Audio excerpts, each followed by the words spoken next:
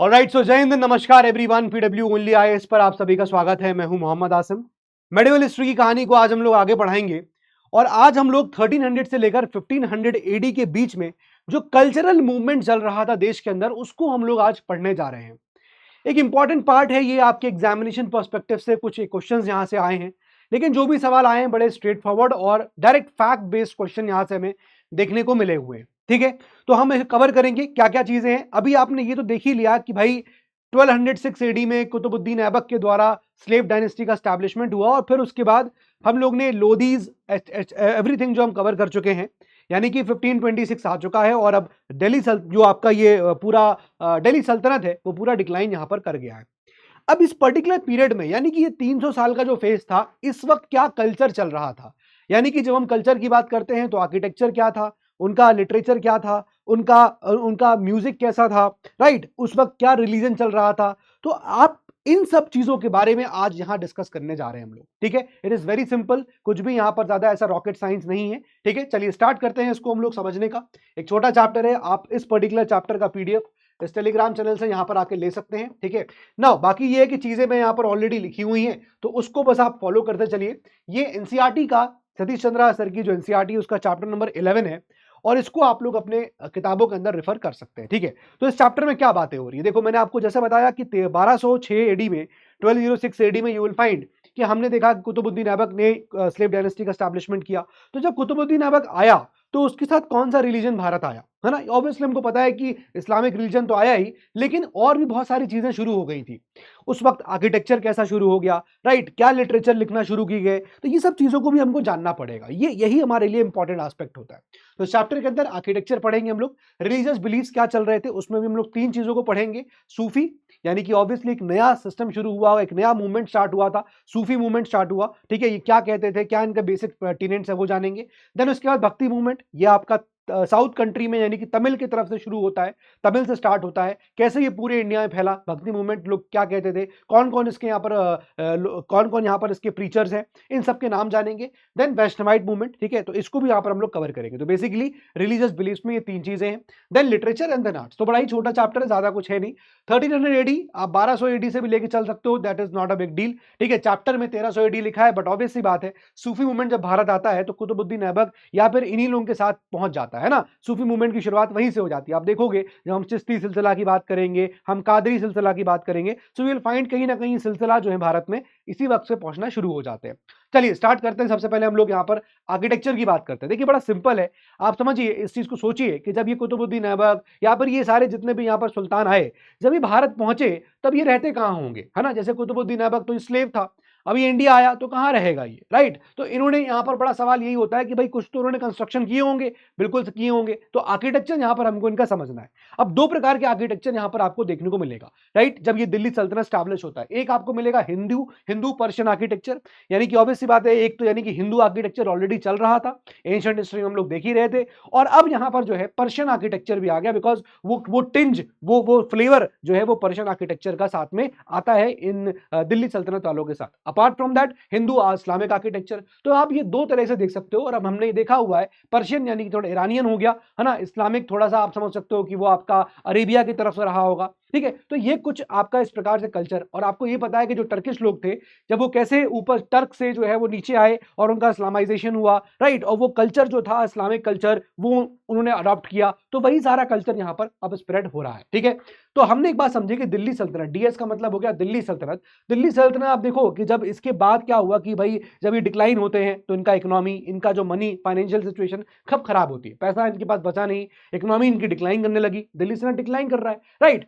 तो यहां पर आप देखो कि इनका मतलब इनफैक्ट आप ऐसे समझो कि ये लोग, इनफैक्ट ऐसे समझो कि डिक्लाइन नहीं, पहले हम इनकी स्टार्टिंग की बात करेंगे। तो दिल्ली सल्तनत जब स्टार्ट होता है, राइट, तो जहां से ये आते हैं दिल्ली सल्तनत में लोग बसे आके, लाइक फ्रॉम घुरीद के लोग हो गए, घुर डायनेस्टी के लोग हो गए, तो जहां से ये आ रहे थे, अफगानिस्तान का एरिया है। अब अफगानिस्तान के एरिया से जहां से ये आए तो वहां पर इकोनॉमी खराब है, वहां पर मनी सिस्टम एकदम नहीं चल रहा है, राइट। वहां पर अब जाहिर सी बात है कि पहुंचे तो घर नहीं है इनके पास कोई रेसिडेंशियल एरिया नहीं है ना। तो इन्होंने क्या किया, इन्होंने टेम्पल्स को यहाँ पर और मोनास्ट्रीज को यहाँ पर क्या किया, डिस्ट्रॉय किया, है ना। जैसे फॉर एग्जाम्पल हम कह सकते हैं कि मान लीजिए कोई इस प्रकार का, मान लीजिए कोई टेंपल स्ट्रक्चर रहा होगा, तो इन्होंने क्या किया भाई, आके ऊपर का ये स्ट्रक्चर हटा दिया, शिखर हटा दिया, उसकी जगह डोम बना दिया। ठीक है, कुछ इस प्रकार से कंस्ट्रक्शन उन्होंने करना स्टार्ट किया।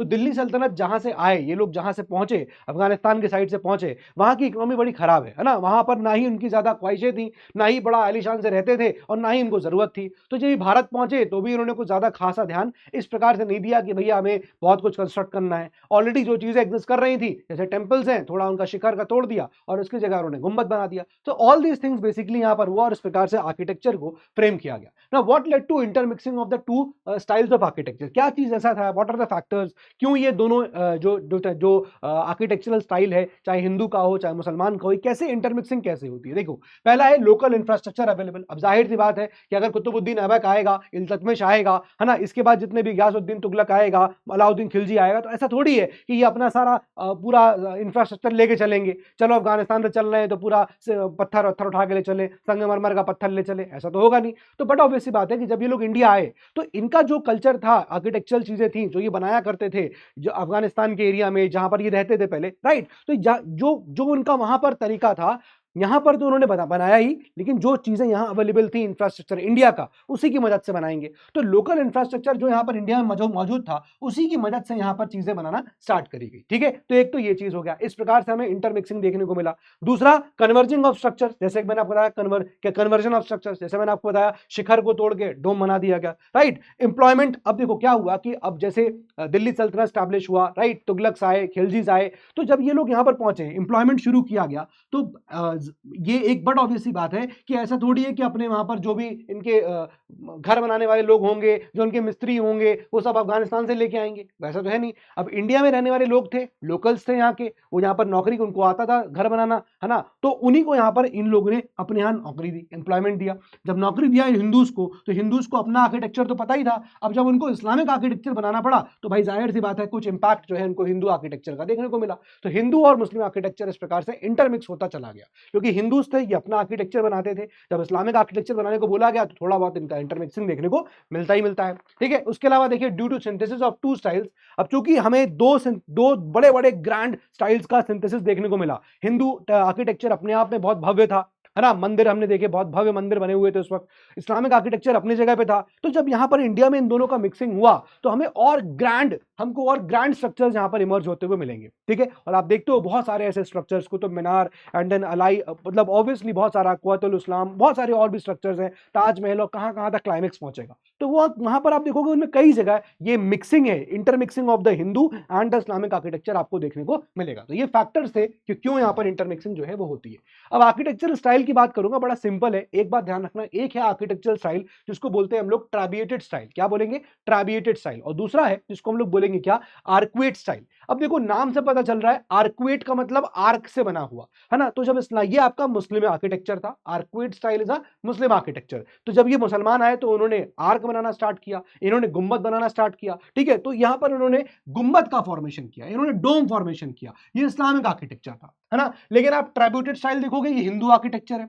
अब यहां पर आप समझो दोनों में डिफरेंस क्या था। ट्राइब्यूटेड स्टाइल जो था ना दोस्तों, वहां पर क्या होता था कि भाई हिंदू आर्किटेक्चर है, तो वहां पर जो ब्यूटिफिकेशन किया जाता था इन पर्टिकुलर बिल्डिंग्स का, इन मॉन्यूमेंट्स का, तो वो बड़ा अच्छा डिविनिटीज, डिवाइन फिगर्स बनाए जाते थे, है ना, ईश्वर के जो है वो इमेजेस बनाए जाते थे, बहुत सारे डाइटीज के इमेजेस बनाए जाते थे, उसको डेकोरेट किया जाता था, उसमें कुछ कुछ फ्लोरल डिजाइन है ना, मतलब there are so many things. Deities की इमेज खास तौर से हम देखते हैं बड़ा ही प्रोमिनेंट है। तो हिंदू आर्किटेक्चर में आप देखोगे कि डाइटीज की इमेजेस आपको देखने को मिलती है ना। लेकिन ऑन द अदर हैंड हम जब इस्लामिक आर्किटेक्चर की बात करेंगे, तो इस्लाम के अंदर इस प्रकार की कोई डाइटीज की कोई इमेज नहीं है ना, या फिर किसी तरह का, यहाँ पर आप एग्जाम्पल के रूप में हम देखते हैं कोई कपड़ा है, ठीक है, कोई कपड़ा पहन रहे हैं फॉर एग्जाम्पल, तो उसमें किसी प्रकार का फेस या फिर उसमें आईज, इस तरह की चीज नहीं होनी चाहिए। ठीक है, ये कल्चर का पार्ट है। तो यहां पर आप देखोगे कि इस्लामिक चीजें सिंप्लिसिटी है, इस्लामिक चीजों में सिंप्लिसिटी है, और बिकॉज वहां पर कोई डाइटीज की कोई फोटो नहीं है, वहां पर कोई आपको कुछ इस प्रकार का कुछ ऐसा कुछ बहुत पॉम्प एंड शो टाइप का नहीं मिलेगा, इसलिए यानी कि सिंप्लिसिटी है, और सिंप्लिसिटी है इसलिए उसको डेकोरेट करने के लिए ज्योमेट्रिकल डिजाइंस का इस्तेमाल किया गया ना। जैसे फॉर एग्जांपल स्क्वायर बनाते गए, है ना, जैसे बर्फी टाइप शेप बना दिया, सर्कल्स बना दिए, कुछ कर्व लाइंस बना दी, इस प्रकार से डेकोरेशन किया गया, और एक सिस्टम, एक सिमेट्रिकल पैटर्न फॉलो किया जाता था। ये दोनों का बेसिक फर्क है आप। ठीक है, तीसरा बात देखिए, यहां पर जो है ट्राइब्यूटेड स्टाइल में हिंदू आर्किटेक्चर में आप देखोगे गर्भगृह मतलब वो जगह जहां पर जो ईश्वर की जो प्रतिमा है, जो आइडल है, मूर्ति है, वो रखी जाती है, गर्भगृह हो गया। तो वो गर्भगृह हिंदू आर्किटेक्चर में या फिर ट्राइब्यूटेड स्टाइल में वो अंधकार में रहता है, वो डार्कनेस में रहता है। लेकिन वहीं अगर हम बात करेंगे इस्लामिक आर्किटेक्चर की, आर्किड स्टाइल की, तो वहां पर आप देखोगे जाली वर्क था, जाली की दीवारें होती थी, है ना, उससे क्या होता है धूप अंदर आ जाती थी। तो जहां पर ये आप देखोगे तो अंदर काफी लाइट रहती थी। तो ये एक बेसिक डिफरेंस ध्यान रखिएगा। अच्छा, ट्राइब्यूटेड स्टाइल कैसे, ये आप देख रहे हैं, ये इस प्रकार के दो यहाँ पर खंबे हो गए और ऊपर आपने ये लिंटल डाल दिया। लिंटल मतलब क्या होगा, छत होती है ना, लिंटल डाल दिया होता ना, कहते हैं भाई छत पड़ गई, लेंटर पड़ गया। तो लेंटर लेंटर लेंटर बोलते रहते हैं, आज की भाई ये भाषा है, लेंटर लेंटर लेंटर, इट इज एक्चुअली लिंडल, है ना, ये लिंडल। तो ये बेसिकली क्या इस प्रकार का स्टाइल है। लेकिन आर्किड स्टाइल में कैसा कि ये एक दीवार हो गई, ये एक दीवार हो गई और बीच में आपने यहाँ पर इस प्रकार का आर्क देख लिया। तो ये आर्किटेड स्टाइल ये आर्क से ही बना हुआ है, आर्क से ही यहाँ बना हुआ। तो ये हमारा आर्किटेक्चरल स्टाइल है जो होपफुली आपको समझ में आ गया होगा। नाउ अब क्या हुआ कि with the advent of Islam in India the two cultures started to amalgamate, ये दोनों कल्चर्स का अमलगमेशन शुरू हुआ, यानी कि मिक्सिंग स्टार्ट हुआ, which led to rise of new forms of structures, है ना। तो इससे की वजह से क्या हुआ कि जब ये हिंदू आर्किटेक्चर और इस्लामिक आर्किटेक्चर मिक्स हुआ तो इससे नए नए स्ट्रक्चर्स फॉर्मेशन शुरू हुए। जैसे फॉर एग्जाम्पल आइए देखते हैं क्या क्या। जैसे फॉर एग्जाम्पल आप देखोगे यहाँ पर अब लाइम मोटर का इस्तेमाल किया गया। लाइम मोटर क्या करेगा, लाइम मोटर एडेसिव की तरह इस्तेमाल किया जाता है। जैसे आज के टाइम में आप देखोगे अगर कोई दीवार बनानी है तो हम ईंटें लेते हैं, है ना, ब्रिक्स लेते हैं और ब्रिक्स के बीच में हम सीमेंट का इस्तेमाल करते हैं उसको जोड़ने के लिए। वैसे क्या होता था पुराने समय में, ये लाइम मोटर का इस्तेमाल किया जाता था जो कि एक एडेसिव की तरह इस्तेमाल होता था, है ना, दो बड़े बड़े पत्थरों को जोड़ने का काम करता था। अब देखो ऐसा है कि ये पहले से ही इसकी जानकारी थी हमको, है ना, इसका जानकारी हमको एंशिएंट टाइम से ही थी हमको। बट द पॉइंट इज उस वक्त इसका इतना ज्यादा इसका प्रचलन नहीं था या इतना इस तरह से इसको यूज नहीं करते थे। तो एक तो ये चीज देखने को मिला, अमलगमेशन हुआ तो समझ में आ रहा है कि हाँ, लाइम मोटर का इस्तेमाल एज एडेसिव होना शुरू हो गया। दूसरा आप देखिए यहां पर लिखा है, या आप देखोगे यहां पर you will find arabesque. What is arabesque? अब अराबेस्क्यू क्या होता है कि आपको देखने को मिलेगा continuous stemming of lines which splits into different lines, यानी कि कुछ इस प्रकार से आप देख रहोगे, है ना, ये स्ट्रक्चर बना हुआ है, ऐसे मान लीजिए स्ट्रक्चर बना हुआ है, ठीक है, मैं आपको फिर बना देता हूं, ठीक है। अब जैसे मान लीजिए एक लाइन ऐसे है, अब इससे क्या हो रहा है, continuous stemming of lines which splits into different lines. ये यहां पर ऐसे आ गई, ये फिर और स्प्लिट हो गई, है ना, ये ऐसे स्प्लिट हो गया, ये ऐसे स्प्लिट हो गया, राइट, ये ऐसे स्प्लिट हो गया, ये और स्प्लिट हो गया, ये ऐसे स्प्लिट हो गया। तो आप समझ रहे हो कि इस प्रकार की चीजें जो है इसको अराबेस्क्यू स्टाइल यहां पर कहा जाता है, ठीक है। इस प्रकार की चीजें मैंने यहां पर आपको बना के दी हुई है, क्लियर हो गया। नाउ तो ये हो गया अराबेस्क्यू, तो ये भी एक अमलगमेशन का पार्ट था, न्यू फॉर्म्स ऑफ स्ट्रक्चर में फॉर्म हुआ, ठीक है। उसके अलावा आप देखोगे सिमेट्री। अब हमारा जो इस पर्टिकुलर टाइम पीरियड में जो आर्किटेक्चर शुरू हो रहा है उसमें सिमेट्री देखने को मिल रही है। जैसे फॉर एग्जांपल यहाँ पर ताजमहल है, अब आपको सिमेट्री देखने को मिलेगा, राइट, एक स्क्वायर प्लेटफॉर्म बना हुआ है, मिनारेट उसकी एक तरह की है, एक सिमेट्री देखने को मिल रहा है, गुंबद एक तरह का है, ठीक है, ये तो सिमेट्री हो गई। इसके अलावा आप उसके चार बाग देखिए, राइट। तो ये आगे चल के आपको देखने को मिलेगा मुगलों के अंदर। लेकिन जब दिल्ली सल्तनत की बात कर रहे हैं तो वहां पर भी आपको ये सिमेट्री फॉर्मेशन देखने को मिलेगा। जैसे कुतुब मीनार की बात करेंगे हम लोग, ठीक है, तो आप देखोगे कुतुब मीनार का जो पिलर है, अब उसमें जो डिजाइन बने हुए हैं वो बड़ा सिमेट्री है। मान लीजिए ऐसे बना हुआ है तो यही स्ट्रक्चर फॉलो होगा, यही स्ट्रक्चर फॉलो होगा, ठीक है ना। तो आपको इस प्रकार से यहाँ पर चीजें देखने को मिलेंगी, the symmetry is there, right, symmetry is there, clear है। चलिए फिर आगे देखते हैं कैलीग्राफी। अब कैलीग्राफी का मतलब क्या हो गया, कैलीग्राफी यानी कि लिखना, कुरानिक वर्सेस लिखी हुई हैं। If you happen to visit Qutub Minar, आप जाइए वहां पर, ठीक है, या फिर आप और जगह भी जाएंगे, आपको ये calligraphy you will find this in Mughal period also, वहां पर भी आपको कैलीग्राफी देखने को मिलेगी, है ना। आप जाइए ताजमहल, तो जैसे आप एंटर करेंगे ताजमहल का एंट्री गेट पे आपको बहुत सारी उर्दू आपको अरेबिक वर्सेस लिखी हुई मिलेंगी, तो उसको कैलीग्राफी बोलते हैं। ये भी एक यहाँ पर पार्ट ऑफ स्ट्रक्चर हो गया। देन ज्योमेट्रिक शेप्स, मैंने आपको बताया कुतुब मीनार ज्योमेट्रिक शेप्स है, स्क्वायर्स हैं, ट्राइंगल्स हैं, राइट, इस प्रकार के ज्योमेट्रिक शेप्स यहाँ पर जो बनाए गए थे। तो ये आपका कुछ इस प्रकार से। अच्छा, एक चीज और है, अराबेस्क्यू स्टाइल से निकलता प्यूट्राडोरा स्टाइल, ठीक है। ये आई होप आप लोग जान ही रहे हैं प्यूट्राडोरा स्टाइल क्या करते थे ये लोग, ये आप आगे चल के देखोगे। इनफैक्ट ताजमहल में आपको काफी कुछ देखने को मिलेगा। क्या होता था, मार्बल है, मार्बल में क्या करते हैं, काटते हैं, है ना, मार्बल को बहुत महीन काटेंगे और उसके अंदर से मान लो कुछ हमने फूल का डिजाइन बना दिया, ठीक है, दूसरे मार्बल के कलर से हमने फूल का डिजाइन बना दिया, फिर मार्बल को अच्छे से घिसाई कर दी, तो ऐसा लगता है कि यार वो डिजाइन जो है ना वो उसी के अंदर एकदम एम्बेडेड हो गया है और लगेगा एक सिंगल पीस है ना। लेकिन वो क्या होता है कि मार्बल को काट के उसको दोबारा से वो उसमें कुछ अच्छे से मार्बल जड़ते हैं और फिर उसको ऐसे घिस देंगे, ऐसा घिसाई हो जाएगी उसकी कि वो सिंगल पीस लगेगा, ठीक है। तो ये आपका कुछ प्यूट्राडोरा स्टाइल यहाँ पर आपको इस प्रकार से देखने को मिलता है, राइट। इसके अलावा हम देखेंगे कि यार ये जो डोम्स हैं, आर्चेस हैं, इस प्रकार का सिस्टम आया, ये भी चीजें यहाँ पर आर्किटेक्चरल फॉर्म जो है वो समझ में आने लगा, ये शुरू होने लगा। तो ये हमारा कुछ इस प्रकार से जो है स्ट्रक्चर रहता है। ना कंस्ट्रक्शन इन डिफरेंट डायनेस्टीज, अलग अलग डायनेस्टी में अलग अलग कंस्ट्रक्शन हुआ। जैसे हम स्लेव डायनेस्टी की बात करेंगे, अभी डिस्कस करेंगे, खलजी डायनेस्टी हो गया, है ना, तुगलक्स की बात करेंगे। तुगलक का आप यहीं पर देख लीजिए, तुगलक्स है, देन लोदीज है। तुगलक्स का एक स्पेशल फीचर क्या था, आपको तुगलक के कंस्ट्रक्शन में जब आर्किटेक्चरल कंस्ट्रक्शन की बात होगी तो तुगलकों के टाइम में यू विल फाइंड की स्लोपिंग वॉल्स होती थी, ठीक है। वॉल्स कैसी, स्लोपिंग होती थी। जैसे मान लीजिए ये आपकी दीवार है, ठीक है, तो इसको सपोर्ट करने के लिए यहाँ पर एक स्लोपिंग वॉल होती थी, इस प्रकार से कि इसको सपोर्ट किया जाए, ठीक है। तो इस प्रकार का एक स्ट्रक्चर हमको देखने को मिलता है। आर्क मिलेंगे आपको, आर्क तो मिलेंगी, प्लस लिंटल एंड बीम, ये कॉन्सेप्ट देखने को मिला, इसको कंबाइन कर दिया गया, यानी कि आर्च तो अब ये क्या है, ये एक मान लीजिए पिलर है, ये एक पिलर है। अब क्या किया आपने, बीम डाल दी। बीम मतलब इस प्रकार से आपने ये डाल दी, बीम डाल दिया, सरिया और सीमेंट इन सब का आपने मिला के ये बीम डाल दिया, ठीक है। इस प्रकार से आपका यहाँ पर भी एक पिलर था, फॉर एग्जांपल यहाँ पर ही पिलर है, तो आपने यहाँ पर भी बीम डाल दिया, ठीक है। तो ये बस समझने वाली बात है कि अपन किस प्रकार से ये बीम डाल दिया अपन ने, ठीक है। ये अपन ने बीम डाल दिया, इधर भी अपन ने बीम डाल दिया, इधर भी अपन ने बीम डाल दिया, ये पिलर है आपका, ठीक है, ये पिलर था आपका, और अपन ने यहाँ बीम डाल दी, ये पिलर है आपका। तो आप समझ रहे हो किस प्रकार से, तो ये तो आपका क्या हो गया, ये आपके लिंटल एंड बीम हो गया, ठीक है। आपने आपने अब क्या किया, छत डाल दी इसके ऊपर, ठीक है, छत डाल दी। अब इसके ऊपर आपने डोम बना दिया, इसके ऊपर आपने क्या किया, इसके ऊपर आपने यहाँ पर डोम फॉर्मेशन कर दिया। तो ये चीजें हैं। या फिर आपने क्या किया, आर्च की बात हो रही है तो ये लिंटल को ना ऐसे करके ऐसे बना दिया, यहाँ पर मेहराब दे दिया, मेहराब बोलते हैं इसको, ठीक है ना, मेहराब, इस प्रकार का आर्च फॉर्मेशन कर दिया। क्लियर है, तो ये बात ध्यान रखिएगा, यहाँ पर कुछ इस प्रकार की चीजें हैं। चलिए लोधीज में आप बात करेंगे तो लोधी का बड़ा इंपॉर्टेंट है, दिल्ली के अंदर लोधी गार्डन है। ऐसा कहा जाता है भाई कि ऐसा कहा किया जाता था, कहीं मतलब बताया जाता है कि अरुण जेटली जो थे वो यहाँ पर सुबह वॉक करने आते थे, ठीक है ना, तो ये सब चीजें भी हैं, राइट। इसके अलावा तुगलक के अंदर आपको देखने को मिलेगा कि हौज खास है दिल्ली के अंदर, है ना। हौज खास का मतलब, खास मतलब होता है रॉयल, और हौज का मतलब होता है टैंक, तो it's a royal tank, it's a royal tank, ठीक है, वाटर टैंक यहाँ पर आपको देखने को मिलेगा। तो ये भी तुगलक के अंदर यहाँ पर है, ठीक है। नाउ अब हम पहले बात करते हैं स्लेव डायनेस्टी की, क्योंकि यहाँ पर कुतुब मीनार कॉम्प्लेक्स पूरा पूरा आपको मिलेगा। कुतुब मीनार कॉम्प्लेक्स को डिस्कस करते हैं, यहाँ पर डोम्स और आर्चेस के फीचर्स जो है हमें देखने को मिलेंगे, राइट। अब मैं आपको पहले कुतुब मीनार का पूरा कॉम्प्लेक्स बताता हूँ, जो कि महरौली में यहाँ पर सिचुएटेड है, ठीक है, महरौली में है। एंड नो बट ऑब्वियस सी बात है, यहाँ पर कुतुब मीनार की बात करेंगे तो ये कुतुब मीनार को शुरू किसने किया था, कुतुबुद्दीन ऐबक ने इसको स्टार्ट करवाया था, ठीक है। और फिर उसके बाद कुतुबुद्दीन ऐबक की डेथ हो जाती है और इसको कंप्लीट कराया जाता है इल्तुतमिश के द्वारा, ठीक है, शमसुद्दीन इल्तुतमिश के द्वारा इसे कंप्लीट कराया गया। ना ऐसा कहा जाता है कि इसमें 4 मीनार थी, 4 स्टोरीज थी, लेकिन बिजली गिरी, बिजली की वजह से क्या हुआ, एक मीनार इसका गिर जाता है राइट, एक मीनार टूट जाती है, टॉप फ्लोर वाली। तो उसके बाद फिरोज शाह तुगलक जो है इसके ऊपर 2 मीनार, दो फ्लोर जो है वो और कंस्ट्रक्ट कराता है, ठीक है। यानी कि टोटल जो है आपको देखने को मिलेगा कि यार ये ना ये 5 फ्लोर तक पहुंच जाती है। तो पहले यहाँ पर एक ही था, उसके ऊपर 2-3 जो है वो एक ही फ्लोर बना था, एक दो फ्लोर बने थे। तो उसके बाद कुतुबुद्दीन ऐबक की डेथ हो गया, उसके बाद कंप्लीट उसको इल्तुतमिश ने करवाया, 4 मंजिलें तक बनवाया, लेकिन बिजली गिरी तो चौथा फ्लोर गिर गया। फिर फिरोज शाह तुगलक ने उसके ऊपर चौथा और 5वां मंजिल बनवाया। लेकिन इंपॉर्टेंट बात ये थी कि ये जो चौथे और 5वें फ्लोर थे ना, ये मार्बल से बने हुए, व्हाइट मार्बल से बने हुए थे, ठीक है ना। एक तो ये चीज है, मार्बल से बने थे, लेकिन जो यहाँ पर ऊपर के पहले 3 फ्लोर हैं वो रेड सैंडस्टोन से यहाँ पर बने हुए थे। ये एक बेसिक डिफरेंस है, थोड़ा जानिएगा, क्लियर है। अब इसके अलावा और क्या क्या चीजें मैं आपको बता देता हूँ। जैसे फॉर एग्जाम्पल दिल्ली सल्तनत के लोग थे, है ना, वो अब देखिए आपको ना बाबर से लेकर हर बाबर हो गया, हुमायूं हो गया, है ना, जहांगीर हो गया, राइट, अकबर हो गया, शाहजहां हो गया, औरंगजेब, है ना। अब ऑब्वियसली आपको इन सब के यहाँ पर कहीं ना कहीं मकबरे मिलेंगे, इनके कोई बड़े बड़े महल मिलेंगे, ठीक है, ये सब चीजें आपको हिंदुस्तान के अंदर मिलती हैं, ठीक है।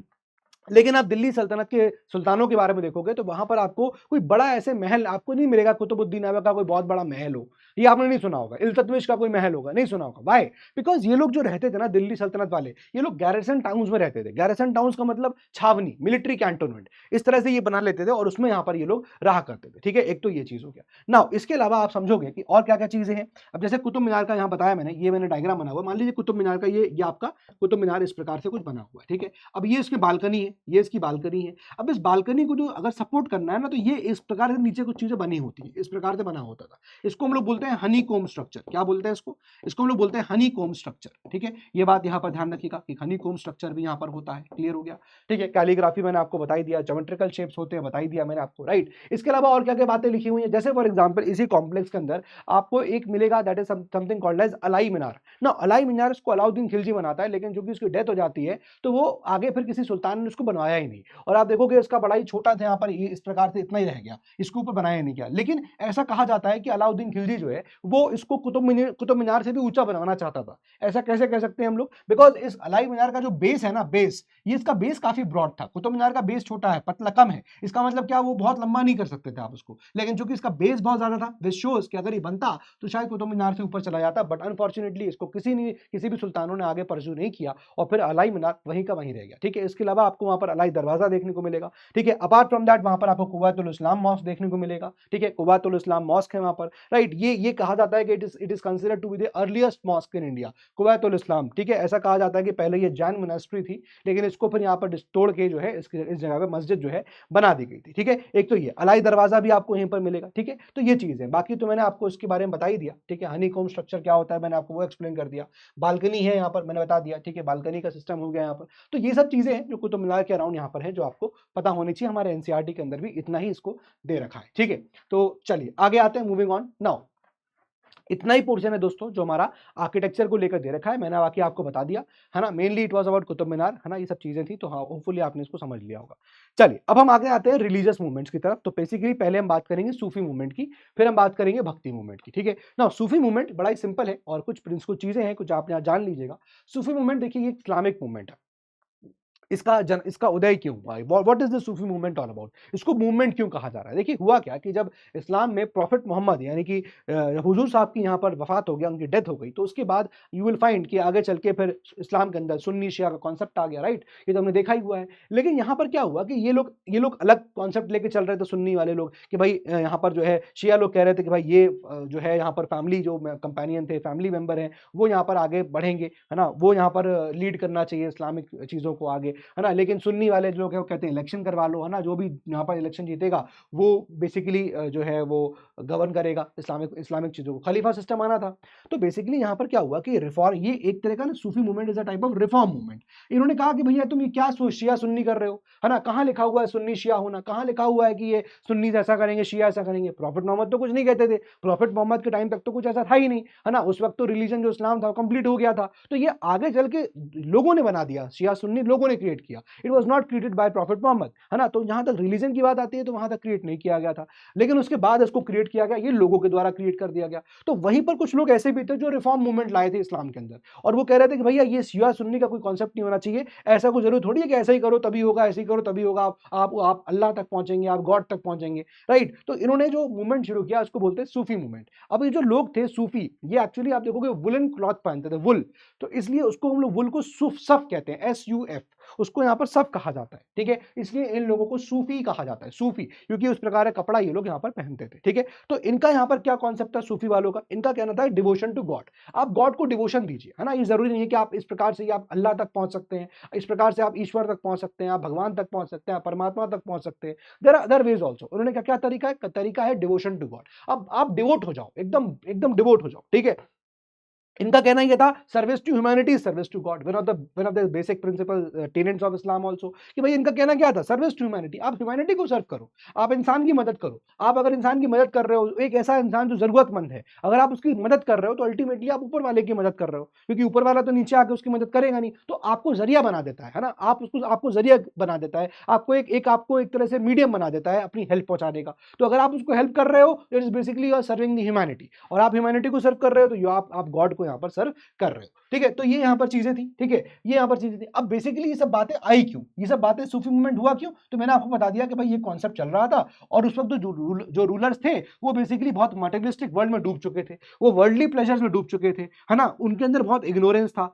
वो सब चीजों को रिजेक्ट करते थे कि हमें कोई मतलब नहीं, ठीक है, इस्लाम के कोई प्रिंसिपल्स को फॉलो नहीं करना। ऐसे में यहाँ पर ये सूफी वाले लोग जो है वो उदय करते हैं, उदय उनका राइज होता है, और उस प्रकार की थ्योरीज यहाँ पर वो लेके आते हैं। ठीक है, तो ये आपको अक्सर देखने को मिला, जैसे इंडिया का एक कल्चर चल रहा था, है ना, फिर ब्रिटिश का कल्चर आया, तो बट ऑब्वियसली बात है ब्रिटिश वाले लोग जो है वो अपने कल्चर को सुप्रीम बताने लगे, तो क्या हुआ, फिर रिफॉर्म मूवमेंट हुआ, है ना, इंडिया के अंदर भी सोशल रिलीजियस मूवमेंट्स शुरू हुए। वैसे ही आप देखोगे यहाँ पर भी है, वैसे आप देखोगे यहाँ पर भी है। ठीक है, तो यहाँ पर भी क्या, इस्लाम के अंदर ये रिफॉर्म मूवमेंट है जो सूफी मूवमेंट यहाँ पर बनता है। ठीक है, अब देखो यहाँ पर कुछ टर्मिनोलॉजीज है और इसको समझ लीजिएगा, सिंपल सिंपल सा, कुछ ज्यादा है नहीं। देखिए सूफी हो गया एक, तो वो आदमी जो बेसिकली क्या कर रहा है, जो कह रहा है कि भाई सूफी कि अगर अगर हमको अल्लाह तक पहुंचना है तो आप ह्यूमैनिटी को सर्व करिए, है ना, आप डिवोशन दिखाइए। तो basically what is the way is कि अगर सूफी को ये गॉड को, है ना, यानी गॉड को, अल्लाह को, वॉट एवर द गॉड, परमात्मा, ईश्वर जो भी है, तो आपको सूफी को अगर वहां तक पहुंचना है तो उसको क्या करना पड़ेगा? लव, उसको करना पड़ेगा इश्क, है ना, उसको करना पड़ेगा इश्क। तो ये वर्ड यूज किया जाता है कि इश्क, इसलिए देखो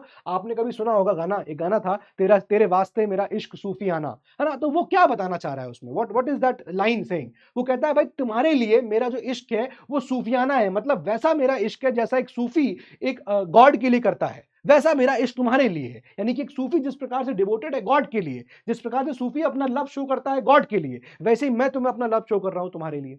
तो ये लाइन का मतलब यहां से आता है, वो फुली आप वो मतलब समझ पाए होंगे आज, ठीक है। तो वो लाइन आती है, तेरे वास्ते मेरा इश्क सूफियाना, राइट। तो वो एक चीज है यहाँ पर, ठीक है। अब यहाँ पर सूफी वाले लोग क्या कह रहे हैं, ये कैसे हम पहुंचेंगे गॉड तक? तो एक तरीका बताते हैं, सॉन्ग, सिंगिंग, गाकर, है ना। तो आप देखोगे कि अकबर, ये मूवी आई थी जोधा अकबर, उसमें भी देखो अकबर को, है ना, वो क्या कर रहा है, वो कौन, वो आप देखोगे कि वो खड़े होकर गाना गा रहा है, all these things is happening, ऐसा करेगा पूरा हाथ ऊपर करके गोल गोल घूम रहा है, ठीक है। तो उस तरह की चीजें। तो यहाँ पर क्या है कि जो बेसिकली गाना गा रहा है, जो गाना गा रहा है, सिंग कर रहा है, उसको बोलते हैं आशिक, उसको बोलते हैं आशिक, ठीक है। और उसके बाद जी गॉड है जिसके लिए गाया जा रहा है, उसको बोलते हैं माशूक, उसको बोलते हैं माशूक। तो यहाँ पर वो गाना फिर आपने सुना होगा, है ना, अफगान जलेबी माशूक फरेबी। तो बेसिकली क्या यहाँ पर है ना। तो वो चीज है यहाँ पर, वो कॉन्सेप्ट यहाँ से लाइन से है, यहाँ से ऐसे निकाली जाती है, इसका मतलब यहाँ से निकल के आता है। तो बेसिकली कुछ टर्मिनोलॉजीज है। अब बेसिकली सूफी क्या कह रहे हैं, सूफी कह रहे हैं देखिए, आपको अगर गॉड तक पहुंचना है तो आपको कुछ रिलीजियस एस्थेटिक प्रैक्टिसेस करनी पड़ेंगी।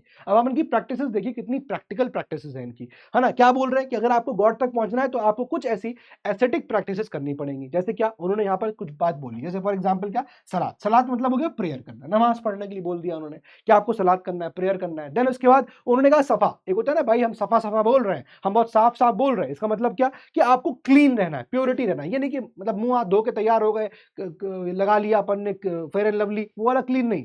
क्लीन मतलब इनर साइड से, अंदर से आपको क्लीन रहना है, दिल आपका साफ हो, आपके इंटेंट खराब ना हो, ऑल दीज थिंग्स। देन जिक्र, जिक्र होता है ना कि जिक्र मतलब क्या, तुम्हारा जिक्र कर रहे थे, यानी तुम्हारी बातचीत हो रही थी, है ना। यहाँ पर भी एक गाना आता है, अगर आपको याद हो वो लाइन, शायद बाजीराव मस्तानी से कौन सी मूवी से आती है, कि वो कहता है कि याद कर लिया है तुझे आयत की तरह, जिक्र होगा तेरा इबादत, what ever it is, what is the line. तो यहाँ पर वो जिक्र का मतलब है कि आप ऊपर वालों को लेकर बातचीत करिए, जिक्र करिए, आप गुफ्तगू करिए उसके लेकर, ठीक है। देन फना, यहाँ पर भी एक लाइन आती है ना, वो कौन सा है, चांद सिफारिश वाला गाना है कि तेरे हाथ में मेरा हाथ, वॉट एवर इट इज, तो हो जाऊं फना। फना मतलब give yourself to God, दे दो अपने आप को ईश्वर को। तो ये सब बातें यहाँ पर इस प्रकार से ये सूफीज जो है वो कह रहे थे, ठीक है। अब यहाँ पर क्या होता है कि सूफी जब ये गॉड तक पहुंचने की बात करता है तो ये कुछ स्टेजेस में पहुंचेगा। ऐसा नहीं है कि यहां से एक बार में कुछ हो गया पहुंच गए, this will be in stages. तो ये जो स्टेजेस है इनको यहाँ पर मकामत कहा गया है, कि मकाम है ना, तुम्हारा क्या मकाम है, मकामत। तो ये मकामत मतलब तुम्हारी स्टेजेस की बात यहाँ पर करी गई। अब बड़ी बड़ी बातें सूफियों ने बोली स्टार्टिंग में, है ना, ऐसा होना चाहिए, वैसा होना चाहिए, ये करिए वो करिए। लेकिन हमने अक्सर देखा हुआ है कि होता क्या है, over the period of time we find कि ये सब चीजें क्या होती है कि जो बड़ी बड़ी बातें लोग बोलते हैं फिर वो क्या होता है, वो बिखर जाती है। वो मतलब कि एक तरह से क्या होती है कि वो वी फाइंड, जैसे जैनिज्म बुद्धिज्म है, उनके जो प्रिंसिपल्स थे वो फिर उससे डिनाउंस हो गए, यानी कि उससे हट गए, डेविएट हो गए। वैसे ही सूफी भी थे यहाँ पर। सूफी यहाँ पर दो पार्ट्स में बढ़ गए, एक हो गया बशारा, एक हो गया बेशारा। बशारा मतलब वो लोग जो इस्लामिक लॉ को फॉलो कर रहे थे और ये गॉड तक पहुंचने की बात कर रहे थे, और बेशारा मतलब वो लोग जो यहाँ पर क्या थे, जो इस्लामिक लॉज को फॉलो नहीं कर रहे थे। इनको मस्त कलंदर कहा जाता था, यानी कि आपने सुना होगा दमादम मस्त कलंदर, राइट। तो बेसिकली वो मतलब अगेन यहाँ पर आपको बता रहा हूँ मस्त कलंदर, बेसिकली ये वो लोग थे जो बेशारा थे, यानी कि इस्लामिक प्रिंसिपल्स को फॉलो नहीं कर रहे थे, ठीक है। नाउ सूफी जो है अब यहाँ पर क्या करते हैं, आगे चलते चलते यू विल फाइंड कि 1190s के आसपास यू विल फाइंड कि सूफीज अपने आप को कई सारे ऑर्डर्स में डिवाइड कर देते हैं, कई सारे ग्रुप्स में डिवाइड कर देते हैं, जिनको हम लोग सिलसिला कहते हैं, सिलसिला। सो एज सच 12 सिलसिलाज आपको देखने को मिलेंगे, 12 ऑर्डर्स देखने को मिलेंगे। उसमें जो प्रोमिनेंट वंस है वो 4 हैं यहाँ पर, ठीक है। बेसिकली 4 को हम लोग पढ़ते भी हैं, एग्जामिनेशन के एंगल से भी 4 ही हैं, और उसमें भी सबसे इंपॉर्टेंट चिश्ती सिलसिला होता है। तो चिश्ती सिलसिला हो गया, कादरी हो गया, सुहरावर्दी हो गया, देन नक्शबंदी सिलसिला हो गया, ठीक है। तो बेसिकली अगर आप देखोगे कि चिश्ती सिलसिला को भारत कौन लेके आया, कभी सवाल अगर आता है तो आपको पता होना चाहिए, he is basically Sheikh Moinuddin Chishti, है ना। ये चिश्ती जो आप देखोगे तो ये एक इंपॉर्टेंट बात है कि आपको पता होना चाहिए कहां पर है ये, चिश्त में रहते थे वो, चिश्त, ठीक है। अब वो चिश्त कहां पर है, आपको ये पीवाईक्यू में आया हुआ है, सवाल प्रीवियसली पूछा गया है। आप मैंने 30 ईयर पीवाईक्यू देखिएगा, इसी चैनल में पढ़ा हुआ है, वहां पर ये सवाल आया हुआ है कि भाई भाई ये लिखा हुआ है कि शेख मोइनुद्दीन चिश्ती जो है वो कहाँ, वो बेसिकली आप देखोगे अजमेर में उनकी दरगाह बनी, but he came from Afghanistan से पहुंचे थे, ठीक है। तो बेसिकली इस प्रकार की कुछ चीजें हैं। इनके फाउंडर कौन थे? ख्वाजा अबू इशाक शामी चिश्ती, ठीक है, ये इनके फाउंडर थे, राइट। फिर उसके बाद आप देखोगे कि ख्वाजा अबू इशाक शामी के बाद you will find Sheikh Moinuddin Chishti हो गए, जिनकी अजमेर दरगाह बनी। देन उसके बाद उनके यहाँ पर डिसाइपल आ गए शेख कुतुबुद्दीन बख्तियार काकी, जिनके नाम पर कुतुब मीनार जो है उनका कुतुब मीनार का नाम रखा गया। ध्यान रखिएगा, कुतुब मीनार का नाम कुतुबुद्दीन ऐबक पर नहीं रखा गया है, कुतुब मीनार का नाम जो है शेख कुतुबुद्दीन बख्तियार काकी के नाम पे रखा गया था, ठीक है। फिर उसके बाद देखिए शेख फरीदुद्दीन मसूद, जिनको बाबा फरीद भी कहते हैं, इनको गंज शकरी भी कहते हैं, गंज शकर कहते हैं। अपने साथ शक्कर बहुत रखते थे, चीनी बहुत रखते थे, शक्कर को, शक्कर is a Urdu word for चीनी, तो अपने साथ शक्कर बहुत रखते थे, ठीक है। इन्होंने जमात खाना यहाँ पर खोला था, ठीक है। ये सब बातें हो गई। देन उसके बाद शेख निजामुद्दीन वालिया, दिल्ली में इनकी दरगाह है, ठीक है। शेख नसीरुद्दीन चिराग, तो इनको यहाँ चिराग दहलवी भी कहते हैं। Then finally Sheikh Salim Chishti. शेख सलीम चिश्ती अगर हम देखेंगे आगे चल के मुगलों के टाइम पे कि अकबर की जब औलाद नहीं थी तो अकबर जो है शेख सलीम चिश्ती के पास गए थे, और फिर शेख सलीम चिश्ती ने कहा था कि तुमको औलाद जो है फला फला से यहाँ पर होगी। और उस वक्त बेसिकली ये जो एक कैरेक्टर दिखाया जाता है जोधा भाई करके, जो एक्चुअली ना हमारी गवर्नमेंट या फिर इंडियन हिस्टोरिकल अकाउंट्स में कहीं ये नाम जोधा भाई करके नहीं मिलता है, इट्स हरका भाई, ठीक है। तो शेख सलीम चिश्ती कहता है कि आपको इससे जो है लड़का पैदा होगा, एंड देन फाइनली लड़का होता है जिसका नाम फिर वो सलीम रखते हैं, and later on he came to be known as Jahangir,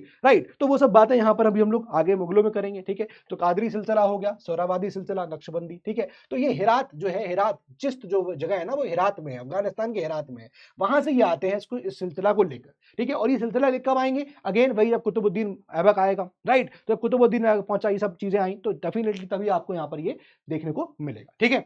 तो अभी चलिए एक एक करके इनके बारे में थोड़ा डिस्कस करते हैं। अब देखिए सिलसिलास की बात है, सिलसिला हो गया। अब सिलसिला मतलब ये कहां पर, जहां रहते थे खानका, जहां रहते थे खानका, ठीक है। वहां पर आप देखोगे उस जगह एक पीर होते थे, पीर। पीर मतलब कौन हो गए? मतलब वो एक व्यक्ति जो रिस्पॉन्सिबल है, एडमिनिस्ट्रेटिव बॉडी की तरह, एडमिनिस्ट्रेटिव फिगर की तरह वहां पर उस खानका को चला रहे हैं, ठीक है। उन पीर के क्या होंगे? मुरीद होंगे, यानी कि उनके डिसाइपल्स होंगे, ठीक है। मुरीद होंगे, भैया हमारे तो मुरीद हो गया, वो मेरा मुरीद मतलब डिसाइपल हो गया, मेरी बातों से इतना इंप्रेस हो गया कि भैया वो तो हम तो आपके मुरीद हो गए, तो वो मुरीद वाली बात है, ठीक है। ये चीज हो गया। देन यहां पर इनकी थोड़ी आइडेंटिटी डिफरेंट करने के लिए, ठीक है ना, इन पीर के जो सक्सेसर होते हैं पहले वली कहलाते थे, उनको क्या बोलते हैं? वली, सक्सेसर होते थे पीर के। अब ये पीर अपने आप को थोड़ा डिस्टिंग्विश करने के लिए फ्रॉम दी मुरीद्स, तो इनका थोड़ा डिफरेंट आइडेंटिटी होता था। अगर आप देखोगे ये फ्रॉक पहनते थे, पैच्ड वर्क फ्रॉक होती थी इनकी, ठीक है ना। ये तस्बीह हाथ में लिए रहते हैं, इसको माला कह सकते हैं, आप लोग नहीं जानते हो कि तस्बीह होती है, ठीक है, जिसमें कुछ कुछ जो है प्रेयर्स की जो है वो चीजें बोली जाती हैं, तो तस्बीह। आप देखोगे कि अकबर ने भी इस प्रकार की फ्रॉक पहनी हुई है, जब वो मूवी आती है जोधा अकबर, आप देखोगे तो उसमें वो एक फ्रॉक पहन के इस प्रकार की डांस भी करता है, ठीक है। तो ये वहां पर इस तरह से ही अपने आप को डिफरेंट यहाँ पर करते हैं। क्लियर नाउ, आगे देखते हैं चिश्ती सिलसिला। अब चिश्ती सिलसिला में यहाँ पर हमें एक बात समझ में आ गई कि चिश्ती सिलसिला वाले वो लोग जो है वो क्या कह रहे हैं, वो म्यूजिक को ज्यादा अपना सपोर्ट कर रहे हैं, म्यूजिक को उनके ऊपर जान मार रहे हैं। वो कह रहे हैं भाई क्या म्यूजिक, यानी कि समा, कहते हैं भाई क्या गाया है तुमने, समा बांध दिया। तो ये लोग समा पे फोकस कर रहे हैं, ये लोग म्यूजिक पे फोकस कर रहे हैं, ऊपर वाले के लिए, गॉड के लिए ये लोग गाने गा रहे हैं। और गाने ऐसे जो डिवोशनल सॉन्ग्स है, ऐसा नहीं कि आपने है ना जलेबी बाई गाना शुरू कर दिया, बेसिकली इट्स डिवोशनल सॉन्ग्स जो यहाँ पर ये गाने की बात कर रहे हैं, है ना। और ये कहते हैं कि वर्ल्डली डिजायर्स को आप इग्नोर करो, उसको रिजेक्ट कर दो, वर्ल्डली डिजायर्स को आप भूल जाओ, है ना। और ये कहते हैं भाई पॉवर्टी में रहो, एस्थेटिक लाइफ जियो पॉवर्टी में, है ना। कोई कोई कोई यहाँ पर पॉम्प एंड शो की लाइफ ना हो, कोई बहुत ऐसी है ना हाई फाई लाइफ ना हो, पता चला कि आप अलग ही घूम रहे हैं, ठीक है ना। शेख मोइनुद्दीन चिश्ती की बात हम लोग कर रहे हैं। शेख मोइनुद्दीन चिश्ती, सबसे बड़ी बात है कि चिश्ती सिलसिला को भारत यही लेके आए थे।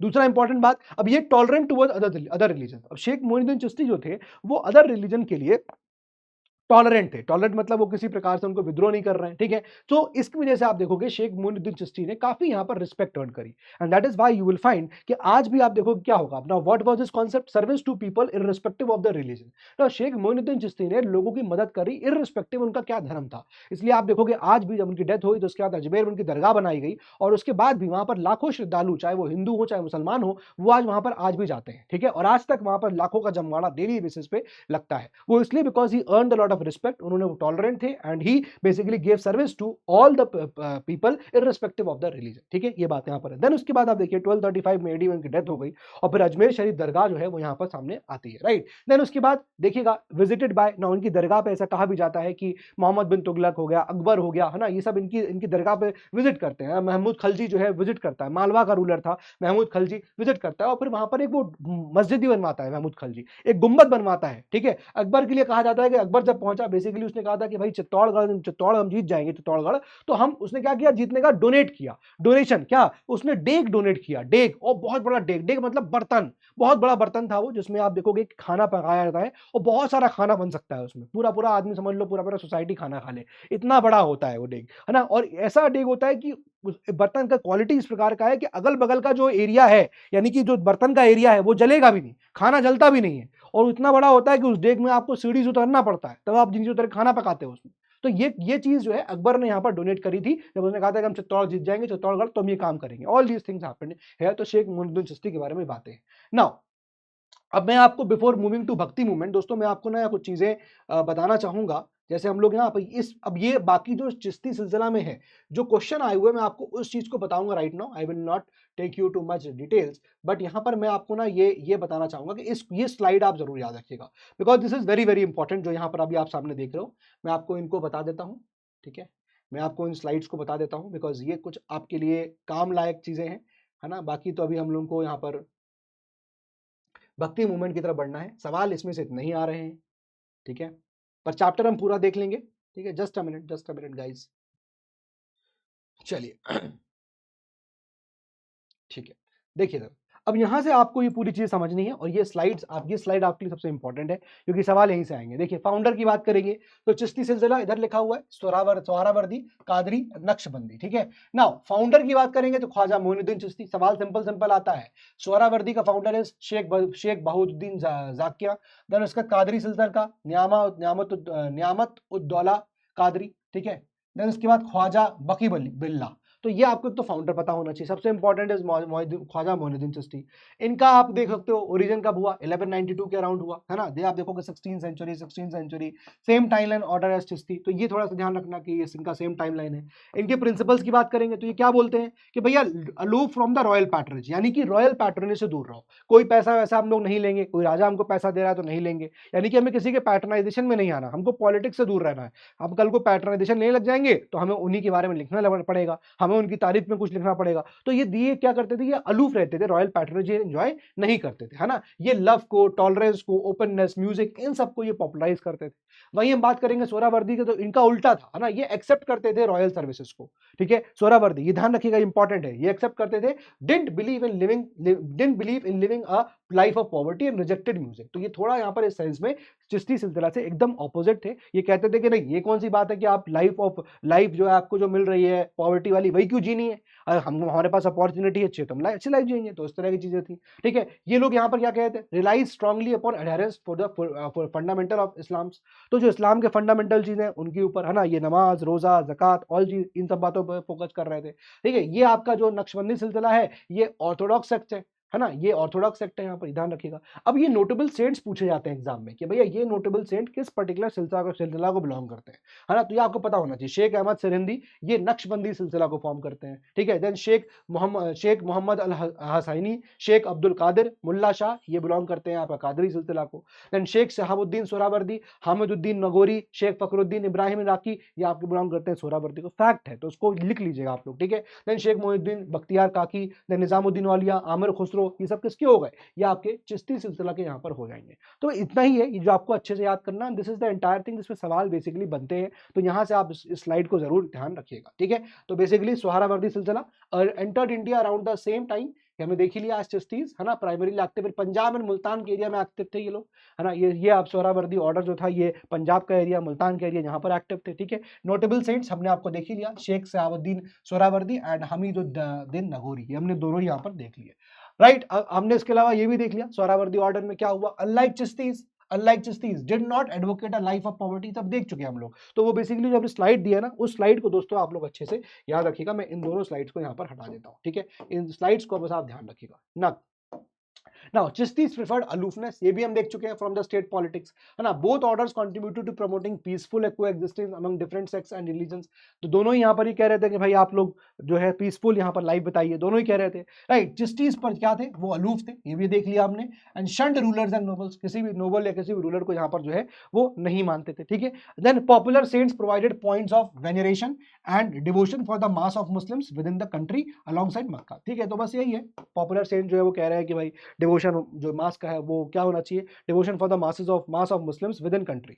ठीक है, ये सब बातें हैं। चलिए एनीवे इसको भी हम लोग यहाँ पर देख ही चुके हैं।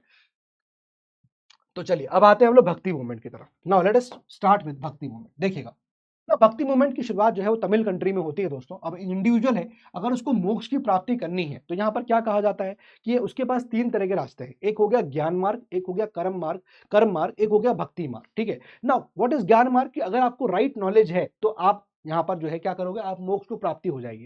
व्हाट इज मोक्ष? क्या आपको भाई ये जो आपका साइकिल है ना of birth and rebirth and death, birth and death, rebirth, ये आप इससे यहाँ पर एक तरह से आजाद हो जाओगे। तो इंडिविजुअल को अगर मोक्ष की प्राप्ति करनी है तो उसके पास तीन रास्ते हैं। ज्ञान मार्ग है यानी कि आपकी नॉलेज, देन कर्म मार्ग है आपके एक्शन, और एक है भक्ति मार्ग। तो हमें भक्ति मूवमेंट के बारे में पढ़ना है। ये भक्ति मूवमेंट क्या है? तो भक्ति मूवमेंट की शुरुआत जो है ना इंडिया के इस तमिल कंट्री से होती है। भक्ति ट्रेडिशन शुरुआत यहाँ से होती है। ठीक है ना। अब ये यहाँ पर ऐसा क्यों होता है? होती इसलिए बिकॉज फॉर यहाँ पर क्या होता है कि अब बहुत सारा रिचुअल्स एंड सेरेमनीज हो रहा था, बहुत सारे रिचुअल्स थे, बहुत सारी सेरेमनीज थी। वही बात है जो बुद्धिज्म और जैनिज्म के टाइम पे हुई थी कि उस वक्त आप देखोगे लेटर वैदिक पीरियड में जैनिज्म और ये आपका ब्राह्मण रिलीजन का बड़ा डोमिनेंस हो गया था। बड़े हर चीज में रिचुअल्स एंड सेरेमनीज हो रही थी। ठीक है, और उसी के अपोजिशन में देखा था हमने कि क्या हुआ था कि जैनिज्म और बुद्धिज्म का जन्म हुआ था। वैसे यहाँ पर आप देखो कि भाई जब ये रिलीजन चल रहा है तो इस यहाँ पर क्या हो रहा है, रिचुअल्स एंड सेरेमनीज बहुत ज्यादा हो रही है ना। ब्राह्मणिकल सोसाइटी यहाँ पर डोमिनेंट है, राइट। तो इस तरह की चीजें चल रही हैं, राइट। तमिल कंट्री के अंदर हिंदुइज्म में आप देखो करप्ट प्रैक्टिसेस चल रही हैं, ब्राह्मणिकल डोमिनेशन है। तो जैसे अभी हमने देखा कि इस्लाम के अंदर ये रिफॉर्म मूवमेंट शुरू हुआ, सूफी मूवमेंट, वैसे ही आप देखोगे भक्ति मूवमेंट के अंदर भी भक्त यहाँ पर क्या बोला गया कि भैया जरूरी थोड़ी है कि रिचुअल करो, है ना, ब्राह्मणिकल डोमिनेशन में जरूरी थोड़ी है। अगर आपको ऊपर वाले तक पहुंचना है, परमात्मा तक पहुंचना है, ईश्वर तक पहुंचना है, तो उन्होंने कहा भक्ति मूवमेंट, आप भक्त हो जाओ, यू शुड बी अ भक्त, that is more than enough. ठीक है, और इसी वजह से आप आगे देखोगे आगे चल के भक्ति कल्ट शुरू हुआ, है ना, शिव कल्ट, विष्णु कल्ट, है ना। यहाँ पर लोग भक्त हुए, दे आर भक्त। ठीक है, ये सब बातें जो है आगे चल के हम लोग देखने जा रहे हैं। चलिए, तो वैदिक सोसाइटी था, जैसे हमने तो ऑलरेडी मैंने आपको एक्सप्लेन कर दिया कैसे बुद्धिज्म और जैनिज्म के टाइम पे हुआ था। ठीक है, now bhakti cult also oppose to Jainism Buddhism on many principles. कई तो क्या था भक्ति कल्ट वाले लोग क्या कह रहे थे, समझते हैं जरा इनकी क्या प्रिंसिपल्स थे। आइए देखिए, इनका पहला प्रिंसिपल था अपोज्ड रिजिड कास्ट सिस्टम। अब देखो ये लोग कास्ट सिस्टम को अपोज कर रहे हैं। ठीक है, ये काफी डिफरेंट अपोज हो गया, एकदम डिफरेंट हो गया जो चल रहा था हिंदू कस्टम, है ना। तो बेसिकली रिजिड कास्ट सिस्टम था ये इनइक्वालिटीज के खिलाफ बात कर रहे थे। ये लोग बोल रहे थे कि नहीं इक्वालिटी होनी चाहिए, ये इनइक्वालिटी के खिलाफ थे। Not only lower caste but also ब्राह्मण ज्वाइंड इट। अब आप देखो ऐसा नहीं है कि सिर्फ लोअर कास्ट के लोगों ने इस पर्टिकुलर भक्ति मूवमेंट को ज्वाइन किया, इनफैक्ट आप देखोगे ब्राह्मण्स ने भी इसको ज्वाइन किया, है ना। ब्राह्मण ने भी यहाँ पर आके, कई सारे ब्राह्मण है जो भक्ति कल्ट को ज्वाइन करते हैं। ठीक है, अनटचेबल्स जो है इसको यहाँ पर ज्वाइन करते हैं, वुमेन ज्वाइन करते हैं। तो बट ऑब्वियसली बात है हर वो तबका जो बेसिकली यहाँ पर सप्रेस था, ऑप्रेस्ड हो रहा था, एक्सप्लॉइट हो रहा था, ठीक है, वो यहाँ पर आके भक्ति कल्ट को ज्वाइन करता है, कहता है भाई हम इस कल्ट के पार्ट है। हम भाई जाहिर सी बात है ना कि आपको ऊपर वाले तक पहुंचना है, आपको ईश्वर तक पहुंचना है। अब आपको बताया जाए कि ब्राह्मण ही यहाँ पर सैक्रिफाइसेस या रिचुअल्स करेगा तभी आप ऊपर वाले तक पहुंचोगे, तो इन लोगों ने भक्ति मूवमेंट ने इनको अलग रास्ता दिखाया कि नहीं नहीं जरूरी नहीं है, भक्ति है ना, आप भक्ति हो जाओ, भक्त हो जाओ, तो वो भी अपना तरीका है। तो लोगों ने कहा अच्छा क्या तरीका है, बताया उन लोगों को कि ऐसा ऐसा करना है अपन लोगों को। ठीक है, तो भक्ति कल्ट में आप देखोगे क्या हो गया, अपोजिंग सर्टेन प्रिंसिपल। अभी जैनिज्म और बुद्धिज्म की भी कुछ प्रिंसिपल्स को अपोज कर रहे थे, है कि आपको पता है जैनिज्म बुद्धिज्म भी क्या हो गए थे, आगे चल के वो भी अपने प्रिंसिपल से डिबेट हो गए थे। ठीक है, और साथ ही साथ यहाँ देखो कि भक्ति कल्ट जो है वो रिजिड कास्ट सिस्टम जो था हिंदू, आपका ब्राह्मणिकल डोमिनेशन होता हिंदुइज्म में, उन सबके अगेंस्ट था। तो बेसिकली ये जो आपका भक्ति कल्ट है ये एक तरह का क्या है, ये एक तरह का रिफॉर्म मूवमेंट है ना, समझ में आ रहा है ना आपको। ये एक तरह का रिफॉर्म मूवमेंट है, जो इल प्रैक्टिसेस आपकी चल रही थी उसका ये यहाँ पर क्या हिंदुइज्म के अंदर उसका ये एक रिफॉर्म करने का मूवमेंट है। अब भक्ति कल्ट में आप देखोगे तो भक्ति कल्ट में 7 से यू विल फाइंड कि बहुत सारे डाइवर्स सोशल ग्रुप्स के लोग ज्वाइन किए, मैंने आपको बताया वुमेन है, ब्राह्मण भी ज्वाइन किए, लोअर कास्ट के लोग भी ज्वाइन किए। ठीक है, तो भक्ति कल्ट के लोगों को जब सिखाया जा रहा था, प्रीच किया जा रहा था, तो कैसे करते थे, लोकल लैंग्वेज में, ताकि भाई लोकल तमिल के लोग हैं, तमिल के लोग कैसे सीखेंगे, लोकल लैंग्वेज सीखेंगे, है ना। तो तमिल के लोगों को लोकल लैंग्वेज सिखाते थे ताकि लोगों को तो बात तो पहुंचे अपनी। ठीक है, तो 7th सेंचुरी से लेकर 12th सेंचुरी के आसपास आप देखोगे कि ये कल्चर तब वहीं पर रहा, तमिल के अंदर ही रहा, लेकिन उसके बाद यू विल फाइंड कि इसको थोड़ा बाहर फैलना शुरू किया गया। ठीक है, तो दो टाइप्स के भक्ति कल्ट आपको देखने को मिलते हैं, एक होता है सगुण, एक होता है निर्गुण। सगुण मतलब सगुण, जिसमें गुण हो, कोई क्वालिटी हो, फॉर्म ऑफ गॉड, जहां पर कोई गॉड का फॉर्म हो, कोई मूर्ति हो, कोई आइडल हो, तभी तो फॉर्म आएगा। तो सगुण मतलब क्वालिटी, कोई एट्रीब्यूट गॉड के अंदर हो, यानी कि दिखने में कैसा है, ये एट्रीब्यूट हो गया ना, है ना, हाइट क्या है, रंग कैसा है, तो ये क्या होते हैं, एट्रीब्यूट्स हो गए। तो बेसिकली सगुण भक्ति मतलब क्या हो गया कि मतलब जहां पर there is some quality of the God, right, there is some form of the God, यानी कि आइडल वर्शिप यहां पर शुरू हो जाती है। ये सगुण भक्ति है और पीपल इसी के साथ अट्रैक्ट हुए। क्यों अट्रैक्ट हुए इसके साथ? जैसे मान लो अगर मैं आपको बोलूंगा कि भाई, फॉर एग्जाम्पल मैं आपको बोलूं कि भाई ऐसा है, आपको कोई ईश्वर की आपको प्रार्थना करनी है, तो बट ऑब्वियस बात है ना, आप कहोगे दिमाग में कोई इमेज चाहिए, आपको किसकी पूजा करें, किसकी प्रार्थना करें, तो बेसिकली क्या आपके दिमाग में वो आइडल आ जाती है, ठीक है, आपके दिमाग में वो मूर्ति आ जाएगी, ठीक है। निर्गुण में देयर वाज नो गुण, इट इज विदाउट एट्रीब्यूट्स, और चूंकि गॉड कोई एट्रीब्यूट नहीं है, इसका मतलब गॉड की कोई इमेज नहीं है, गॉड की कोई आइडल नहीं होगी, कोई मूर्ति नहीं होगी, तो वो निर्गुण भक्ति के अंदर यहाँ पर आता है। सगुण भक्ति भी आप देखोगे तो आगे चल के दो कल्टे बढ़ता है। भाई यहाँ पर क्या हो रहा है, यहाँ पर बात हो रही है कि आइडल, है ना, कोई यहाँ पर मूर्ति होगी, है ना, यहाँ पर कोई एट्रीब्यूट होगा गॉड का, कोई क्वालिटी होगी गॉड की, तो वही यहाँ पर सगुण भक्ति आगे जाके दो बढ़ जाती है, न्यानर्स और अलवर्स, है ना, न्यानर्स और अलवर्स। अलवर्स जो कि लॉर्ड विष्णु के यहाँ पर भक्त होते हैं, एंड न्यानर्स जो कि यहाँ पर लॉर्ड शिव के भक्त होते हैं, ठीक है। तो यहाँ से वो कल्ट जो है वो स्टार्ट होता है। चलिए आगे देखते हैं यहाँ पर। तो सगुण भक्ति मैंने आपको बताया, अलवर्स जो कि लॉर्ड विष्णु, इनके यहाँ पर 12 सेंट्स हुए, एंड देन उसके बाद न्यानर्स जो कि लॉर्ड शिव के यहाँ भक्त थे, इनके 63 पोएट्स या सेंट्स यहाँ पर होते हैं, ठीक है। अब देखिए यहाँ पर क्या हुआ कि all this is happening in Tamil country. जितना भी आप देख रहे थे अभी तक, ये सब कुछ तमिल कंट्री में हो रहा है, ये सब बंटवारा जितना भी हुआ, डाइवर्जन जो भी डिवीजन होना था, ये सब तमिल कंट्री में हो गया। लेकिन अब क्या है कि अब इसको, अब हमने प्रीच किस में किया, प्रीच भी हमने लोकल लैंग्वेज में किया था, तमिल की लैंग्वेज में, लेकिन अब ये बाहर निकलने को तैयार है। भक्ति movement will spread in the entire India, ठीक है, भक्ति मूवमेंट विल स्प्रेड। तो अब क्या है कि ट्रैवल किया, ये पर्टिकुलर जो आपका भक्ति कल्ट है, ये ट्रैवल किया, है ना, आइडेंटिटी के लिए प्लेसेस पे आप देखो, जगह जगह पे क्या किया, श्राइन्स बनाए गॉड्स के, है ना, गॉड के श्राइन्स बनाए, ठीक है। तो तमिल में आप देखो जो हिम्स लिखी गई थी, उन हिम्स में यहाँ पर अभी तक चीजें सिखाई जाती थी। अब बाद में क्या हुआ कि जहां जहां ट्रैवल किए, जैसे ये भक्ति सेंट्स होंगे ना, ये भक्ति के सेंट्स होंगे, ठीक है, भक्ति सेंट्स होंगे, जब ये इसको स्प्रेड करते हैं भक्ति मूवमेंट को, है ना, जब ये इसको स्प्रेड करते हैं, तो जहां जहां ये गए, वहां वहां इन्होंने क्या किया, अपनी आइडेंटिटी छोड़ने के लिए, अपनी यहाँ पर अपने जहां पर ट्रैवल किए, वहां उन्होंने क्या बना दिए, श्राइन्स बना दी, गॉड की श्राइन बना दी, है ना, मंदिर बना दिए। वही बाद में आगे चल के मंदिर बनते हैं, मतलब वहां श्राइन्स बनाई, लेकिन वही जाके आगे चल के मंदिर बनने लग गए, ठीक है, ये हुआ। तो बेसिकली आप देखोगे 500 एडी से लेकर 900 एडी के बीच तक bhakti cult is there in Tamil country only, remained in the Tamil country. तो यहाँ पर 400 सालों तक भक्ति कल्ट जो है बाहर नहीं निकला। लेकिन इसके बाद जब ये बाहर निकलना शुरू हुआ, भाई तमिल कंट्री में, तो ऑब्वियसली बात है, लैंग्वेज की जो लैंग्वेज है, जिसमें बताया सिखाया जा रहा है लोगों को, वो लोकल लैंग्वेज है, राइट, वो लोकल लैंग्वेज है, ठीक है। और आप देखोगे संस्कृत का इस्तेमाल किया जा रहा है कंट्री वाइड में, ठीक है, कंट्री वाइड संस्कृत चल रही है। तो बेसिकली क्या हुआ, हमें समझ में ये आता है, जैसे आप एग्जाम्पल देखोगे, जैसे फॉर एग्जाम्पल देखिए, अब कुछ यहाँ पर रूलर्स हैं, जैसे फॉर एग्जाम्पल इस हम जब बात कर रहे हैं तमिल कंट्री की, तमिल कंट्री में कौन सा दिखेगा आपको, चोलास दिखेंगे। चोला रूलर थे ना इस जगह, तमिल हमने देखा था भाई, 300 बीसी से लेकर 300 एडी तक चोला रूलर वाज देयर, राइट। तो यहाँ पर आप देखिए चोला रूलर्स पैटर्नेज किसको कर रहे थे, क्या बनाया था, क्या निकल के आता, नटराज आइडल, है ना, ऑफ लॉर्ड शिव, नटराज की थी। तो बेसिकली क्या समझ में आता है यार, ये तो इसलिए समझ आता है यहाँ पर क्यों पैटर्नाइजेशन हुआ, क्योंकि ये कल्चर चल रहा था। सिमिलरली आप देखोगे कि हम लोग बात करते हैं यहाँ पर परंटक वन की, हम लोग इंपीरियल चोलास की बात कर रहे हैं, तो वहां पर आप देखो मूर्ति सेंट्स ऑफ अलवर्स, है ना, तो ये न्यानर्स थे, न्यानर्स कल्ट वाले थे, ये भी टेम्पल्स फॉर्म करते हैं। तो ये हमें समझ में आता है, कुछ इस प्रकार की चीजें यहाँ पर जो है वो चल रही थी, ठीक है। नाउ अब बात ये हुआ कि साउथ इंडिया से भक्ति कल्ट, ये जो दो कल्ट हैं, विष्णु कल्ट, यानी कि विष्णु जी की पूजा जो कर रहे हैं, है ना, जो विष्णु जी के भक्त हैं, तो बेसिकली लोकल लैंग्वेज इनको सिखाया जा रहा है, और वैसे शिव के जो भक्त हैं न्यानर्स, उनको भी लोकल लैंग्वेज सिखाया जा रहा है। तो बेसिकली अब ये जो आपका साउथ इंडिया का कल्ट है, भक्ति मूवमेंट, ये स्प्रेड होता है नॉर्थ इंडिया में, और नॉर्थ इंडिया में यू विल फाइंड कि यहाँ पर जो इसको स्प्रेड करते हैं, ही इज रामानुजाचार्य, है ना, ही इज रामानुजा। तो बेसिकली वो उनको नॉर्थ इंडिया में आप क्या करते हैं, प्रीच करते हैं। तो बेसिकली क्या, वहां पर आप देखोगे, वहां पर लॉर्ड राम की पूजा होने लगेगी, उनकी वहां पर वो उनका वर्शिप शुरू हो जाएगा, ठीक है, and obviously you know incarnation, ठीक है, तो वो चीजें यहाँ पर निकल के आएंगी। तो जो यहाँ पर चल रहा था वो स्प्रेड हुआ अलग अलग कंट्रीज, तो खाली नॉर्थ इंडिया आपको महाराष्ट्र में देखने को मिलेगा, बंगाल में देखने को मिलेगा, पंजाब में देखने को मिलेगा। तो अब यहाँ पर आपको देखना है कौन कौन से अलग अलग यहाँ पर भक्ति के वो प्रीचर्स थे, ठीक है, जो उनको अलग अलग जगह प्रीच कर रहे थे, ठीक है। आइए देखते हैं, जरा समझते हैं, ठीक है। जैसे फॉर एग्जाम्पल तमिल यहाँ से शुरू हुआ, अब जब ये ऊपर गया तो यू विल फाइंड कि in this area Ramanujacharya is there, ठीक है, यू विल फाइंड कि in this particular area Odisha Bengal का एरिया चैतन्य महाप्रभु इज देयर। ये बेसिकली भक्ति प्रीचर है ना, भक्ति सेंट इज देयर। तो ये इस पर्टिकुलर एरिया में भक्ति कल्ट को जो है फैला रहे हैं, भक्ति ट्रेडिशन को फैला रहे हैं। Similarly you will find find in this Punjab वाला area Guru Nanak is there, जो भक्ति कल्ट को यहाँ पर फैला रहे हैं। ठीक है, आपको इस एरिया में दिखेगा कि Ramananda is there, Ramanand is there, और रामानंद के disciple Kabir is there, Raidas is there.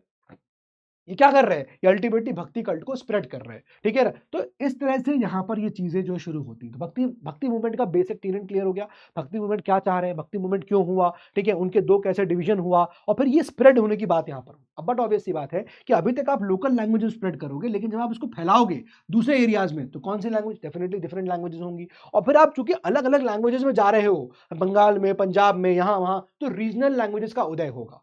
और यही जब हम लिटरेचर पढ़ेंगे तो हम देखेंगे कि वैसे आप देखोगे संस्कृत इज द लैंग्वेज जो यूज करी जा रही है। ठीक है, संस्कृत इज द लैंग्वेज, लेकिन हम बाद में देखेंगे कि और भी लैंग्वेजेस चेंज होती हैं, है ना। अब चूंकि अब यहाँ पर ये सब चीज चल ही रही है, लेकिन दिल्ली सल्तनत भी आ चुका है इसी पीरियड में, तो दिल्ली सल्तनत वाले पर्शिया को डोमिनेट कर देंगे, तो डोमिनेंट लैंग्वेज जो है वो पर्शियन होगी। हालांकि संस्कृत बहुत लोग बोलते रहेंगे, लेकिन स्टिल जो पर्शियन लैंग्वेज है वो डोमिनेंट हो जाएंगी, इतनी डोमिनेंट हो जाएगी कि पर्शियन लैंग्वेज जो है उनकी एडमिनिस्ट्रेटिव लैंग्वेज बन जाएगी। इनफैक्ट आप देखोगे वही लैंग्वेज पर्शियन आगे चल के मुगल भी उसको इस्तेमाल करेंगे। ठीक है, मुगल भी इसको यहाँ पर यूज करेंगे। ठीक है, आगे आ जाइए। सो अब यहाँ पर क्या है कि मैं अभी इन फिलॉसफी में जाने से पहले कि शंकराचार्य की क्या फिलॉसफी है, रामानुजाचार्य की क्या फिलॉसफी है, माधवाचार्य की क्या फिलॉसफी है, ठीक है, तो बेसिकली ये भी आपको आगे देखने को मिलेगा, last of the chapter, last of the part of the chapter में आएगा। मैं आपको बता देता हूँ क्या है। देखो यहाँ पर बेसिकली क्या है, शंकराचार्य की क्या फिलॉसफी है, अब ये भी भक्ति कल्ट की बात हो रही है, तो यहाँ पर क्या बोल रहे हैं, ये नॉन डुअलिज्म की बात कर रहे हैं। देखो डुअलिज्म मतलब होता है दो, है ना, डुअल मतलब टू, लेकिन अगर मैं बोल दूंगा टू, अब गॉड तो इनफाइनाइट होता है ना, गॉड का कोई ऐसा तो है नहीं फाइनाइट होगा, गॉड इज इनफाइनाइट। तो अगर मैं बोलूंगा टू, है ना, गॉड इज टू, या बोल दूं गॉड इज वन, अगर मैं मोनिज्म मोनोथिज्म भी बोलता हूं, गॉड इज वन, इसका मतलब अगर मैं वन बोल रहा हूं तो इसका मतलब कुछ टू होगा, कुछ थ्री भी हो सकता है।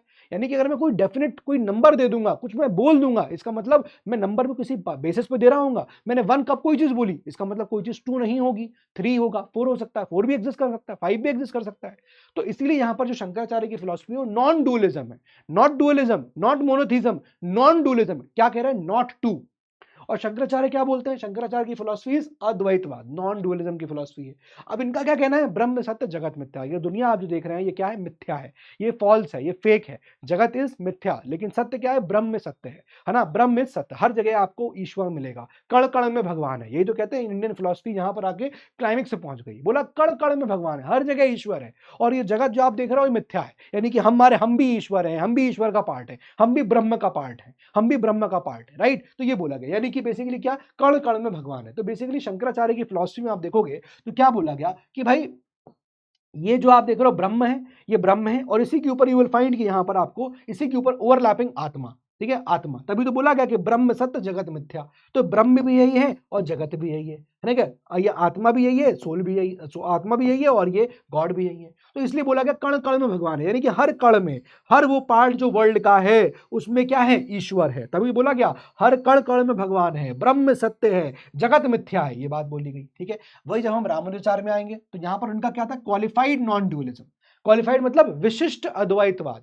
विशिष्ट मतलब क्या हो गया कि भैया ब्रह्म के अंदर तो आएगा आत्मा, आत्मा is a part of Brahma but not exactly ब्रह्म, इसलिए इसको बोलते हैं क्वालिफाई। द आत्मा is qualifying the Brahma but not actually the Brahma, but not actually the ब्रह्म। तो क्वालिफाइड नॉन ड्यूअलिज्म की बात हुई, विशिष्ट अद्वैतवाद की बात हुई। तो यहां पर क्या बोला गया, आत्मा, आत्मा is a part of Brahma not the entire ब्रह्म। तो इसका मतलब आत्मा को अगर ब्रह्म तक पहुंचना है तो इसका मतलब कुछ तो करना पड़ेगा। यहां पर ये लोग भक्ति मार्ग ऑप्ट करते हैं कि अगर आत्मा को ब्रह्म तक पहुंचना है तो भक्ति मार्ग, जो भी हम देखते चले आ रहे हैं, दैट इज द थिंग। जो बोलते हैं ना भाई हम ठीक है कण कण भगवान है, शंकर जी ने बोल दिया, शंकराचार्य ने बोल दिया, लेकिन यहां पर आप देखोगे Ramanujacharya, now what is saying that it is qualified non dualism. आत्मा को कुछ करना पड़ेगा ईश्वर तक पहुंचने के लिए, क्या, भक्ति मार्ग। ठीक है, वैसे ही आप देखोगे माधवाचार्य बोल रहे हैं कि ब्रह्म अलग और आत्मा अलग, और आत्मा is not a part of the Brahma, it is different from ब्रह्म, और उसको यहां पर पहुंचना पड़ेगा ईश्वर तक। तो यहां पर ये भी अडॉप्ट करेगा एक रास्ता, ईश्वर तक कैसे पहुंचना है। लेकिन शंकराचार्य की फिलॉसफी में इसका कोई रोल ही नहीं है, क्योंकि ब्रह्म सत्य जगत मिथ्या है, और ब्रह्म ही जो है वो जगत का पार्ट, जगत ही ब्रह्म का पार्ट है, कण कण में भगवान है। ये यहाँ पर की फिलॉसफी है जो आप ध्यान रखिएगा।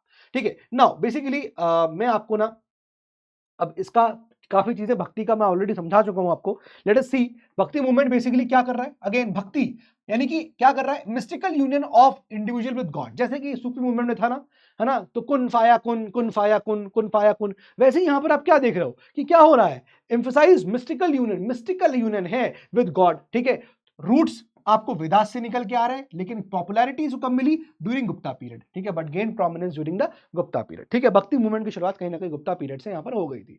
Now development in south India, मैंने आपको सब बेसिक बता दिए हैं कि साउथ इंडिया में डेवलप होता है, ठीक है, और ये 7th सेंचुरी से लेकर 12th सेंचुरी के बीच में डेवलप हुआ, है ना। फिर वहीं देखोगे आप क्या हुआ कि वहीं पर न्यानर्स और अलवर्स भी आ गए, ठीक है। वो कैसे अलग अलग हुए मैंने आपको वो भी डिटेल से बता दिया है, ठीक है। ये सब चीजें मैं आपको डिस्कस कर चुका हूँ, कैसे कैसे ये नॉर्थ में ट्रांसफर हुआ, तो we have already discuss. Now there are key figure जो हमको यहाँ पर देखना है, बस इनके नाम और किस जगह पर ये पर्टिकुलरली अपनी प्रीचिंग कर रहे थे वो देखेंगे, और कुछ इनका अगर एक स्पेसिफिक कोई प्रीचिंग होगा तो वो देखेंगे, बस इतना ही करना है। देखिए यहाँ पर देखिए, पहले हम नामदेव की बात करते हैं। Now see he is basically in Maharashtra, Namdev is preaching in Maharashtra, तो अ भक्ति सेंट इन महाराष्ट्र, और यहाँ पर इनका क्या है? Engaged in discussion with Sufi saint in Delhi.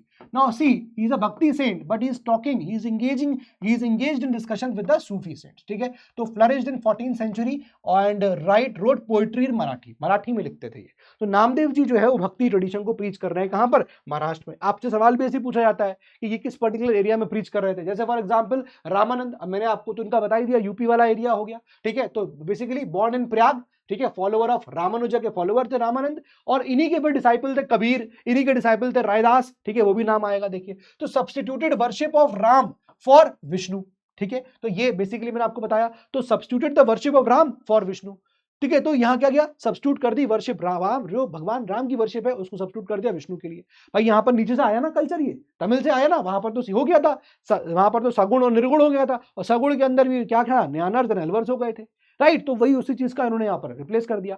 Taught भक्ति टू ऑल कास्ट, सभी लोगों के लिए। डिसरिगार्डेड कास्ट सिस्टम, अब कास्ट सिस्टम को आप डिसरिगार्ड करोगे तभी तो आपके साथ सभी कास्ट के लोग जुड़ेंगे, वही यहाँ पर भी हुआ जैसे सूफी में हो रहा था, है ना। अब कौन कौन से डिसाइपल्स हैं? मैंने आपको नाम लिया, कबीर जो वीवर थे, रविदास जो कि कॉबलर है, ठीक है, सेन जो कि बार्बर है, साधना बुचर, तो ये सब आपको पता होना चाहिए, एक फैक्ट है तो आपको पता होना चाहिए, डिसाइपल थे इनके, ठीक है, ये बात ध्यान रखिएगा। Now apart from that bhakti movement, social context, तो bhakti movement basically gain momentum due to decline in Brahmanical prestige. तो मैंने आपको बताया कि ब्राह्मणिकल प्रेस्टीज में जो गिरावट आई थी, है ना, या फिर लोग जो है ब्राह्मणिकल प्रेस्टीज के खिलाफ यहाँ पर आवाज उठा लिए थे, and that is why you will find कि भक्ति मूवमेंट यहाँ पर जो है प्रोमिनेंस में आता है, और को एग्जिस्टेंस है भक्ति मूवमेंट का विद सूफी मूवमेंट, है ना। तो भक्ति मूवमेंट को एग्जिस्टेंस ऑफ भक्ति ideas with Islamic notions, right. तो समझिएगा इस सबको। तो भक्ति मूवमेंट जब साउथ इंडिया में चल रहा है तो नॉर्थ इंडिया में आपको सूफी मूवमेंट भी देखने को मिल रहा है, भाई यहाँ पर सूफी मूवमेंट भी है, ठीक है, और यहाँ पर भक्ति मूवमेंट भी है। फिर एक टाइम ये भी आया कि भक्ति मूवमेंट ऊपर पहुंचा, Ramanand, Ramanuja, Kabirdas, Ravidas, all this people are there. Sufi movement का डाउनफॉल मूवमेंट हुआ, नीचे की तरफ मूवमेंट हुआ।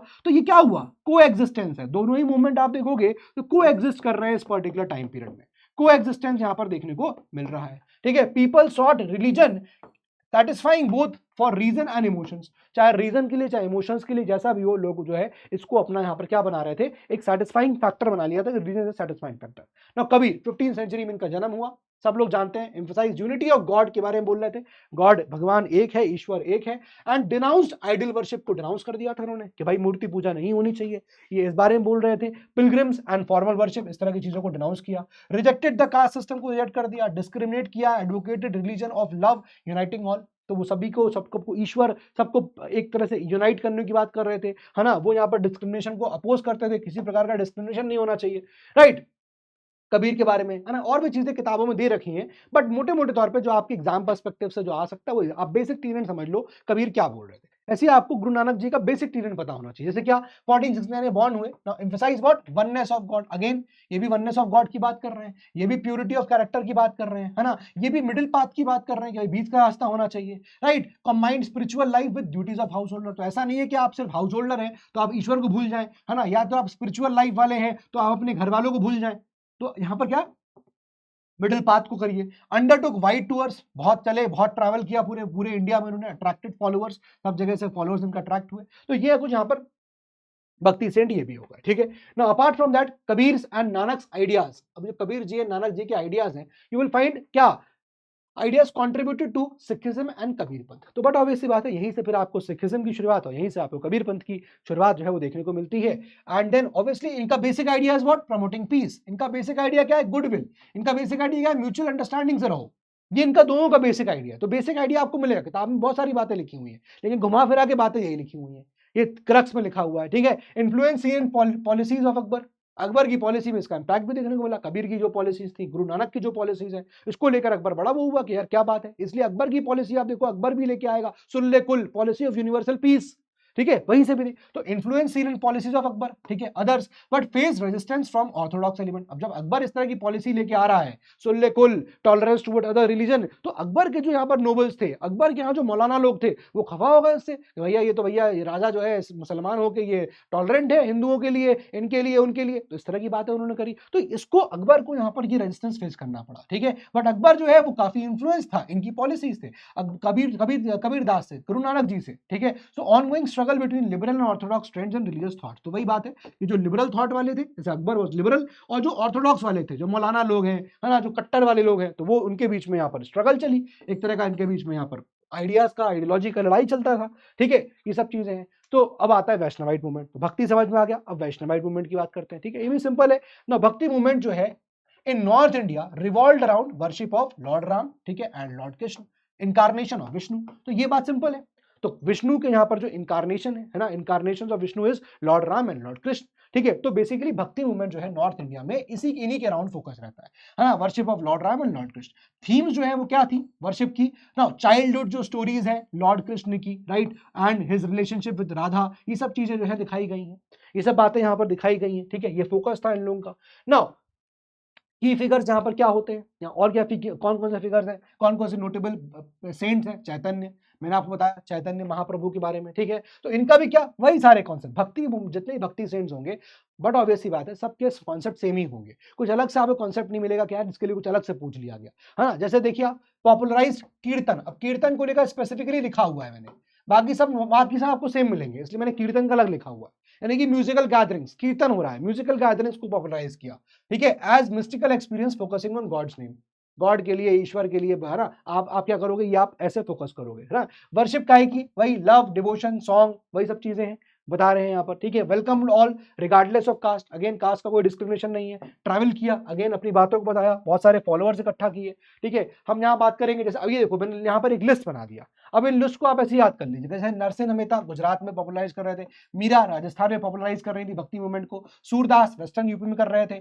Emphasise love transcending boundaries and caste and creed, सब लोग यही कर रहे थे। ये सेंट्स जो है भक्ति सेंट्स, ये सब लोग, बस इनकी लोकेशन आपको पता होना चाहिए कहाँ कहाँ कर रहे थे। Philosophical believes aligned with Vedantic monism influenced by Vallabha teachings, मैंने आपको शंकराचार्य, रामानुजाचार्य और माधवाचार्य इन सब के बारे में बताया, तो वही सब बातें यहाँ पर लिखी हुई हैं, ठीक है। फिलोसफिकल बिलीव्स मैं आपको समझा चुका हूँ, I have already explained you all these things, है ना। क्या वेदांतिक मोनिज्म, भाई monism one emphasise unity of God and created world. तो बेसिकली क्या है, ये हम लोग यहाँ पर जो देख रहे थे, ये हम लोग जो यहाँ पर डिस्कस कर रहे हैं, ये सब क्या डिस्कस कर रहे थे कि भाई गॉड इज वन, ये क्या शो कर रहा है कि भाई एक ही तो गॉड है और बाकी जगत इज देयर। यहाँ भी क्या है, एक ही तो गॉड है ना, God one unity of God बताया गया, अगेन द सेम चीज, है ना, एक ही तो गॉड है, सारे लोग वहीं पहुंचना चाहते हैं, all these things are there, ठीक है। ये सारी बातें यहाँ पर हो रही हैं। चलिए आगे आते हैं, next influence by Vallabhacharya teachings among others, जैसे मैंने आपको शंकराचार्य, रामानुजाचार्य बताया, है ना, माधवाचार्य बताया, तो बेसिकली वल्लभाचार्य की टीचिंग से यहाँ पर ये लोग क्या काफी इनका वो था, इन्फ्लुएंस था, और वही टीचिंग जो मैं आपको बताया, ठीक है। ह्यूमनिस्टिक अप्रोच एम्फसाइज्ड, अब ह्यूमनिस्टिक अप्रोच यानी ह्यूमनिज्म पे को एम्फसाइज कर रहे हैं, ह्यूमनिज्म इज इंपॉर्टेंट, ठीक है। So emphasize what, human sentiments of love and beauty, इनको एम्फसाइज किया गया, ठीक है। Softened rigours of caste system, build platforms of unity. तो वही बात है, कुल मिला के वही घुमा फिरा के बातें देखनी आ रही है, तो आपको इन सब में परेशान होने की जरूरत नहीं है, ठीक है। अब यहाँ पर देखिए सूफी इन्फ्लुएंस भी देखने को मिला, तो बट ऑब्वियसली बात है कि जो भक्ति की यहाँ पर डॉक्ट्रिन थी उनके ऊपर सूफी का भी इन्फ्लुएंस रहेगा, क्योंकि सूफी वाले भी सब बातें कर रहे थे क्या, वो भी डॉक्ट्रिन ऑफ यूनिटी की बात कर रहे थे, ऑफ बीइंग, है ना, ये बात कर रहे थे। मोनिस्टिक आइडियाज जो अरब के थे, अब अरब वाले लोग भी ये मोनिस्टिक आइडियाज थे कि अल्लाह एक है, भगवान एक है, ईश्वर एक है, तो वो भी मोनिस्टिक आइडियाज की बात कर रहे थे, और भक्ति वाले भी ये करने लग गए, है ना, Ramanujacharya, Madhvacharya, Vallabhacharya, all these people, ठीक है। तो ये सब बातें हैं। So monistic ideas of Arab philosophers जैसे कि Ibn Arabi gain popularity in India, तो ये थोड़ा ध्यान रखिएगा, बट ठीक है। Doctrine of unity I, Indian Sufis showed interest in Sanskrit, अब भारत के सूफीज जो हैं वो संस्कृत में इंटरेस्ट दिखा रहे हैं, हिंदी में इंटरेस्ट दिखा रहे हैं, ठीक है। Bhakti songs reasoned more resonated more with Sufis than Persian poetry, coming platform developed for people of various sects and creeds. तो बेसिकली आप देख रहे हो कि इस प्रकार से दोनों का को एग्जिस्टेंस है। भक्ति जो है सॉन्ग्स वो बेसिकली ज्यादा रेजोनेट किससे कर रहे हैं, सूफी से। वही जो सूफी गा रहे हैं, वही जो सूफीज के गाने का जो ऑब्जेक्टिव है, जो मीनिंग है, वही चीज भक्तियों का है, और जो भक्तियों का है वही जो सूफी का है। ये बात यहाँ समझ में आ रही है, ठीक है, ये बातें यहाँ समझ में आ रही है। देन भक्ति and Sufi cents created common platform, वही बात है, भक्ति एंड सूफी सेंट ने कॉमन प्लेटफॉर्म बना दिया, म्यूचुअल अंडरस्टैंडिंग होनी चाहिए, यूनिटी से रहो, है ना, influence ideas of Akbar and his concept of तौहीद, यूनिटी ऑफ ऑल रिलीजन, सभी रिलीजन को बराबर रखना चाहिए। तो वही सब बातें समझ में आ रही कुल मिला के। हमने सूफी का बेसिक कंसेप्ट समझ लिया, हमने बेसिक कंसेप्ट यहाँ पर हमने भक्ति का समझ लिया, और दोनों जब एक साथ कंट्री के अंदर हैं, है ना, और हमें ऐसा कुछ अगेंस्ट देखने को मिला नहीं, तो इसका मतलब दोनों को एग्जिस्टेंस से रह रहे होंगे, दोनों के आइडियाज बड़े सिमिलर रहे होंगे, है ना, दोनों यहाँ पर यूनिटी ऑफ गॉड की बात कर रहे थे, दोनों यहाँ पर इस तरह की बातें कर रहे थे कि हमें यूनिवर्सल पीस रखना है ना, दोनों ही यहाँ पर हम नॉन वायलेंस की बात करते थे, ठीक है, इस तरह की चीजें, कॉमन प्लेटफॉर्म बनाया जहाँ पर लोग सारे एक साथ आके बैठे, ये सब चीजें यहाँ पर हो गई। नाउ हम लिटरेचर में आते हैं। देखो लिटरेचर में चीजें सिंपल है, एज सिंपल एज दैट। आपको स्लाइड्स में क्या मिलेगा कि संस्कृत लैंग्वेज जो है वो यहाँ पर बड़ी फेमस लैंग्वेज थी, most popular language was there. लेकिन जब यहाँ पर दिल्ली सल्तनत वाले लोग आए तो बट ऑब्वियस सी बात है, संस्कृत का ऐसा नहीं हुआ कि डिक्लाइन हो गया, ऐसा नहीं हुआ। आप देखोगे क्या हुआ, पर्शियन लैंग्वेज को यहाँ पर प्रमोट किया गया, पर्शियन लैंग्वेज को आ गया प्रमोट किया गया, पर्शियन को इतना प्रमोट किया गया कि उसको एडमिनिस्ट्रेटिव लैंग्वेज बना दिया गया। एडमिनिस्ट्रेशन में आप देखोगे इसका इस्तेमाल हुआ, और इतना ज्यादा इसका इस्तेमाल एडमिनिस्ट्रेशन में हुआ कि इसके बाद दिल्ली सल्तनत के बाद जो मुगल वाले लोग आए, मुगल, है ना, ये भी यहाँ पर आप देखोगे तो पर्शियन भाषा का यूज करेंगे, ठीक है। ऑल्दो आप देखोगे इनकी भाषा अरबी होनी चाहिए, है ना, इनकी भाषा क्या अरेबिक होनी चाहिए, but they are having more allegiance towards Persian, है ना, इनकी भाषा अरेबिक होनी चाहिए, but they are having more allegiance towards hmm, Persian. बस यही चीज है। अब इसके बाद क्या हुआ कि जब ये भक्ति मूवमेंट स्प्रेड होगा, तो भक्ति मूवमेंट पहले कैसे स्प्रेड हो रहा है, भक्ति मूवमेंट को स्प्रेड किया जा रहा है किसमें, संस्कृत तमिल लैंग्वेज में, है ना, लोकल लैंग्वेज जो है लोकल लैंग्वेज में स्प्रेड हो रहा है। अब जहां जहां ये स्प्रेड हुआ, महाराष्ट्र में हुआ, बंगाल में हुआ, जहां जहां स्प्रेड हुआ, आपको देखने को मिलेगा कि वहां पर रीजनल लैंग्वेजेस का उदय हो गया, वहां पर रीजनल लैंग्वेजेस आ गई, ठीक है, ये चीज है, ठीक है। अब इसके बाद जो एक और टॉपिक बचता है that is fine arts. Fine arts में क्या होगा, fine arts basically nothing but music की बात हो रही है, फाइन आर्ट्स इज बेसिकली बस म्यूजिक की बात हो रही है। आइए कुछ फैक्ट्स हैं उसको देख लेते हैं, और फिर इसके बाद ये चैप्टर यहाँ पर एंड हो जाएगा। जरा देखिए यहाँ पर जल्दी जल्दी देखो, मैंने बता दिया आपको क्या कि संस्कृत जो है वो एक प्रोमिनेंट लैंग्वेज थी फॉर हायर थॉट, ठीक है। वर्क्स जो है फिलोसफी में यहाँ पर इसी में होते थे, रामानुजाचार्य के, माधवाचार्य के, वल्लभाचार्य के, है ना, इन सबके वर्क्स आपको संस्कृत में देखने को मिलेंगे, ठीक है। और डिसेमिनेशन जो आइडियाज हुआ वो आपका संस्कृत में हुआ, ठीक है। बट फिर क्या हुआ, फिर हमने देखा कि भाई यहाँ पर क्या हुआ, डाइवर्स प्रोडक्शन। फिर क्या हुआ, देखिए यहाँ पर you will find works in poetry भी, काव्य, ड्रामा, ये सब किसमें, संस्कृत में हो रहा है। न्यूमरस कमेंट्रीज भी आपको संस्कृत में देखने को मिल रही है। Notable commentaries, Mitakshara school of law, है ना, देन यहाँ आपका मिताक्षरा ऑफ विजनेश्वर, चंदेश्वर ऑफ बिहार, ये सब लोग नोटेबल कमेंट्रीज लिख रहे हैं, all this is in Sanskrit, ठीक है। तो इस तरह की बातें। Now Jains contributed with Hemchandra Suri being prominent, एक जैन के इंपॉर्टेंट यहाँ पर एक कंट्रीब्यूटर हो गए। अब देखिए क्या हुआ, ये तो बातें हो गई कि भाई इस प्रकार से चीजें जो है चल रही थी, लेकिन हम देखेंगे कि क्या हुआ, limited translation of Islamic and Persian works into Sanskrit. बहुत कम ऐसा यहाँ पर हुआ, लिमिटेड ट्रांसलेशन हुआ इस्लामिक और पर्शियन वर्क का इनटू संस्कृत। संस्कृत में बहुत कम ट्रांसलेशन किया गया, जबकि संस्कृत एक बड़ी प्रोमिनेंट लैंग्वेज थी, तो ट्रांसलेशन फिर भी इतना नहीं हुआ, ठीक है। एक्सेप्शंस क्या थे, इंक्लूड, जैसे आप देखोगे कि यहाँ पर एक यहाँ पर लव स्टोरी है, जामीज लव स्टोरी, इसको ट्रांसलेट किया गया था, ठीक है। वर्क्स ऑन द एस्ट्रोलेबल है, इसको यहाँ पर ट्रांसलेट किया गया था। बस यहाँ बताया कि इंटरेक्शन विद मुस्लिम्स। तो क्या हुआ कि जब संस्कृत यहाँ पर चल रही थी, अब मुसलमान यहाँ पर आ गए, तो हुआ क्या, फिर ये जो ऑब्वियसली बात है, जो बहुत सारे टेक्स्ट होंगे यहाँ पर चल रहे थे जो ऑलरेडी संस्कृत के, बहुत सारे टेक्स्ट को ट्रांसलेट भी किया गया, लेकिन बहुत सारे को नहीं भी किया गया, ठीक है। तो अब क्या होगा, बट ऑब्वियसली बात है, पर्शिया का डोमिनेंस होगा, डोमिनेंस ऑफ अरेबिक शुरू हो गया। तो primary language for literature and science क्या होनी चाहिए, मुस्लिम्स की क्या थी, अरबी थी। लेकिन आप देखोगे कि अरबी का भी लिमिटेड यूसेज हुआ इन इंडिया में। वैसे आप देखोगे स्पेन से लेकर बगदाद तक जो लैंग्वेज बोली गई वो मुसलमानों के लिए वो अरबी बोली गई। स्पेन से लेकर बगदाद तक यू विल फाइंड कि अरबी बोला गया, लेकिन हिंदुस्तान के अंदर इसका बड़ा लिमिटेड यूसेज था। क्यों, क्योंकि हिंदुस्तान के अंदर पर्शिया जो है वो इमर्ज हो रही थी, पर्शियन लैंग्वेज को यहाँ पर ज्यादा वो किया गया, है ना। Turks introduce what, Persian into the India. बाद में आप देखोगे कि लाहौर भी देखोगे तो एक सेंटर फॉर पर्शियन कल्टीवेशन बन गया, यानी कि पर्शियन लैंग्वेज जो कल्टीवेशन या पर्शियन लैंग्वेज ग्रो होने लगी यहाँ पर आके, ठीक है। देन उसके बाद देखोगे यहाँ पर एक इंपॉर्टेंट नाम आता है, early notable Persian writers in India include Masud Saad Salman. ध्यान रखिएगा, एक पर्शियन राइटर थे इंडिया में, यहाँ पर ये नाम थोड़ा पता होना चाहिए, ठीक है। ये सिंपल सी बात है, क्रेज मैं आपको बता चुका हूँ, Sanskrit then Persian then regional language, ठीक है ना। ये सब बातें यहाँ पर चलेंगी। फिर आगे देखिए आमिर खुसरो। आमिर खुसरो ही इज बेसिकली क्या, ये हिंदी को क्या बोलता है, praised Indian languages, Indian language तारीफ किया, और हिंदी को क्या बोलता है, हिंदवी, हिंदवी बोलता था, हिंदवी, ठीक है। And importantly prominent Persian writer था ये, 1252 एडी में इसके यहाँ पर जन्म हुआ, ठीक है, बदायूं उत्तर प्रदेश में।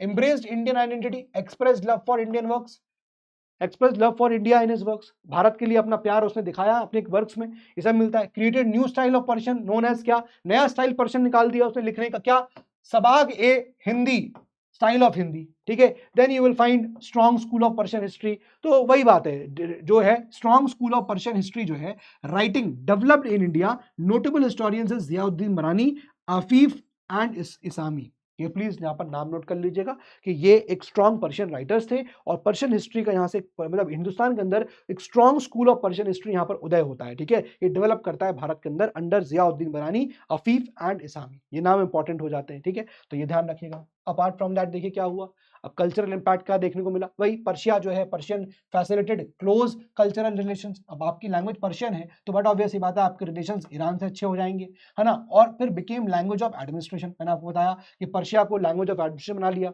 आगे चल के ऐसा हुआ कि मुगल ने भी उसको बना लिया था, है ना, आगे चल के आप देखोगे कि उसको मुगल ने बना लिया। तो इनिशियली देखोगे क्या limited interchange between Sanskrit and Persian हुआ, लिमिटेड इंटरचेंज, जैसे मैंने आपको कहा कि इतना ट्रांसलेशन नहीं हुए, लेकिन बट ऑब्वियसली बात है बाद में होंगे ही होंगे। तो यहाँ देखिए Zia Nakhshabi translated Sanskrit stories into Persian में ट्रांसलेट किया गया। नाम क्या रखा, Tutinama, popularize Tutinama, book of the parrot, very important है ये फैक्ट, आपके लिए इंपॉर्टेंट है।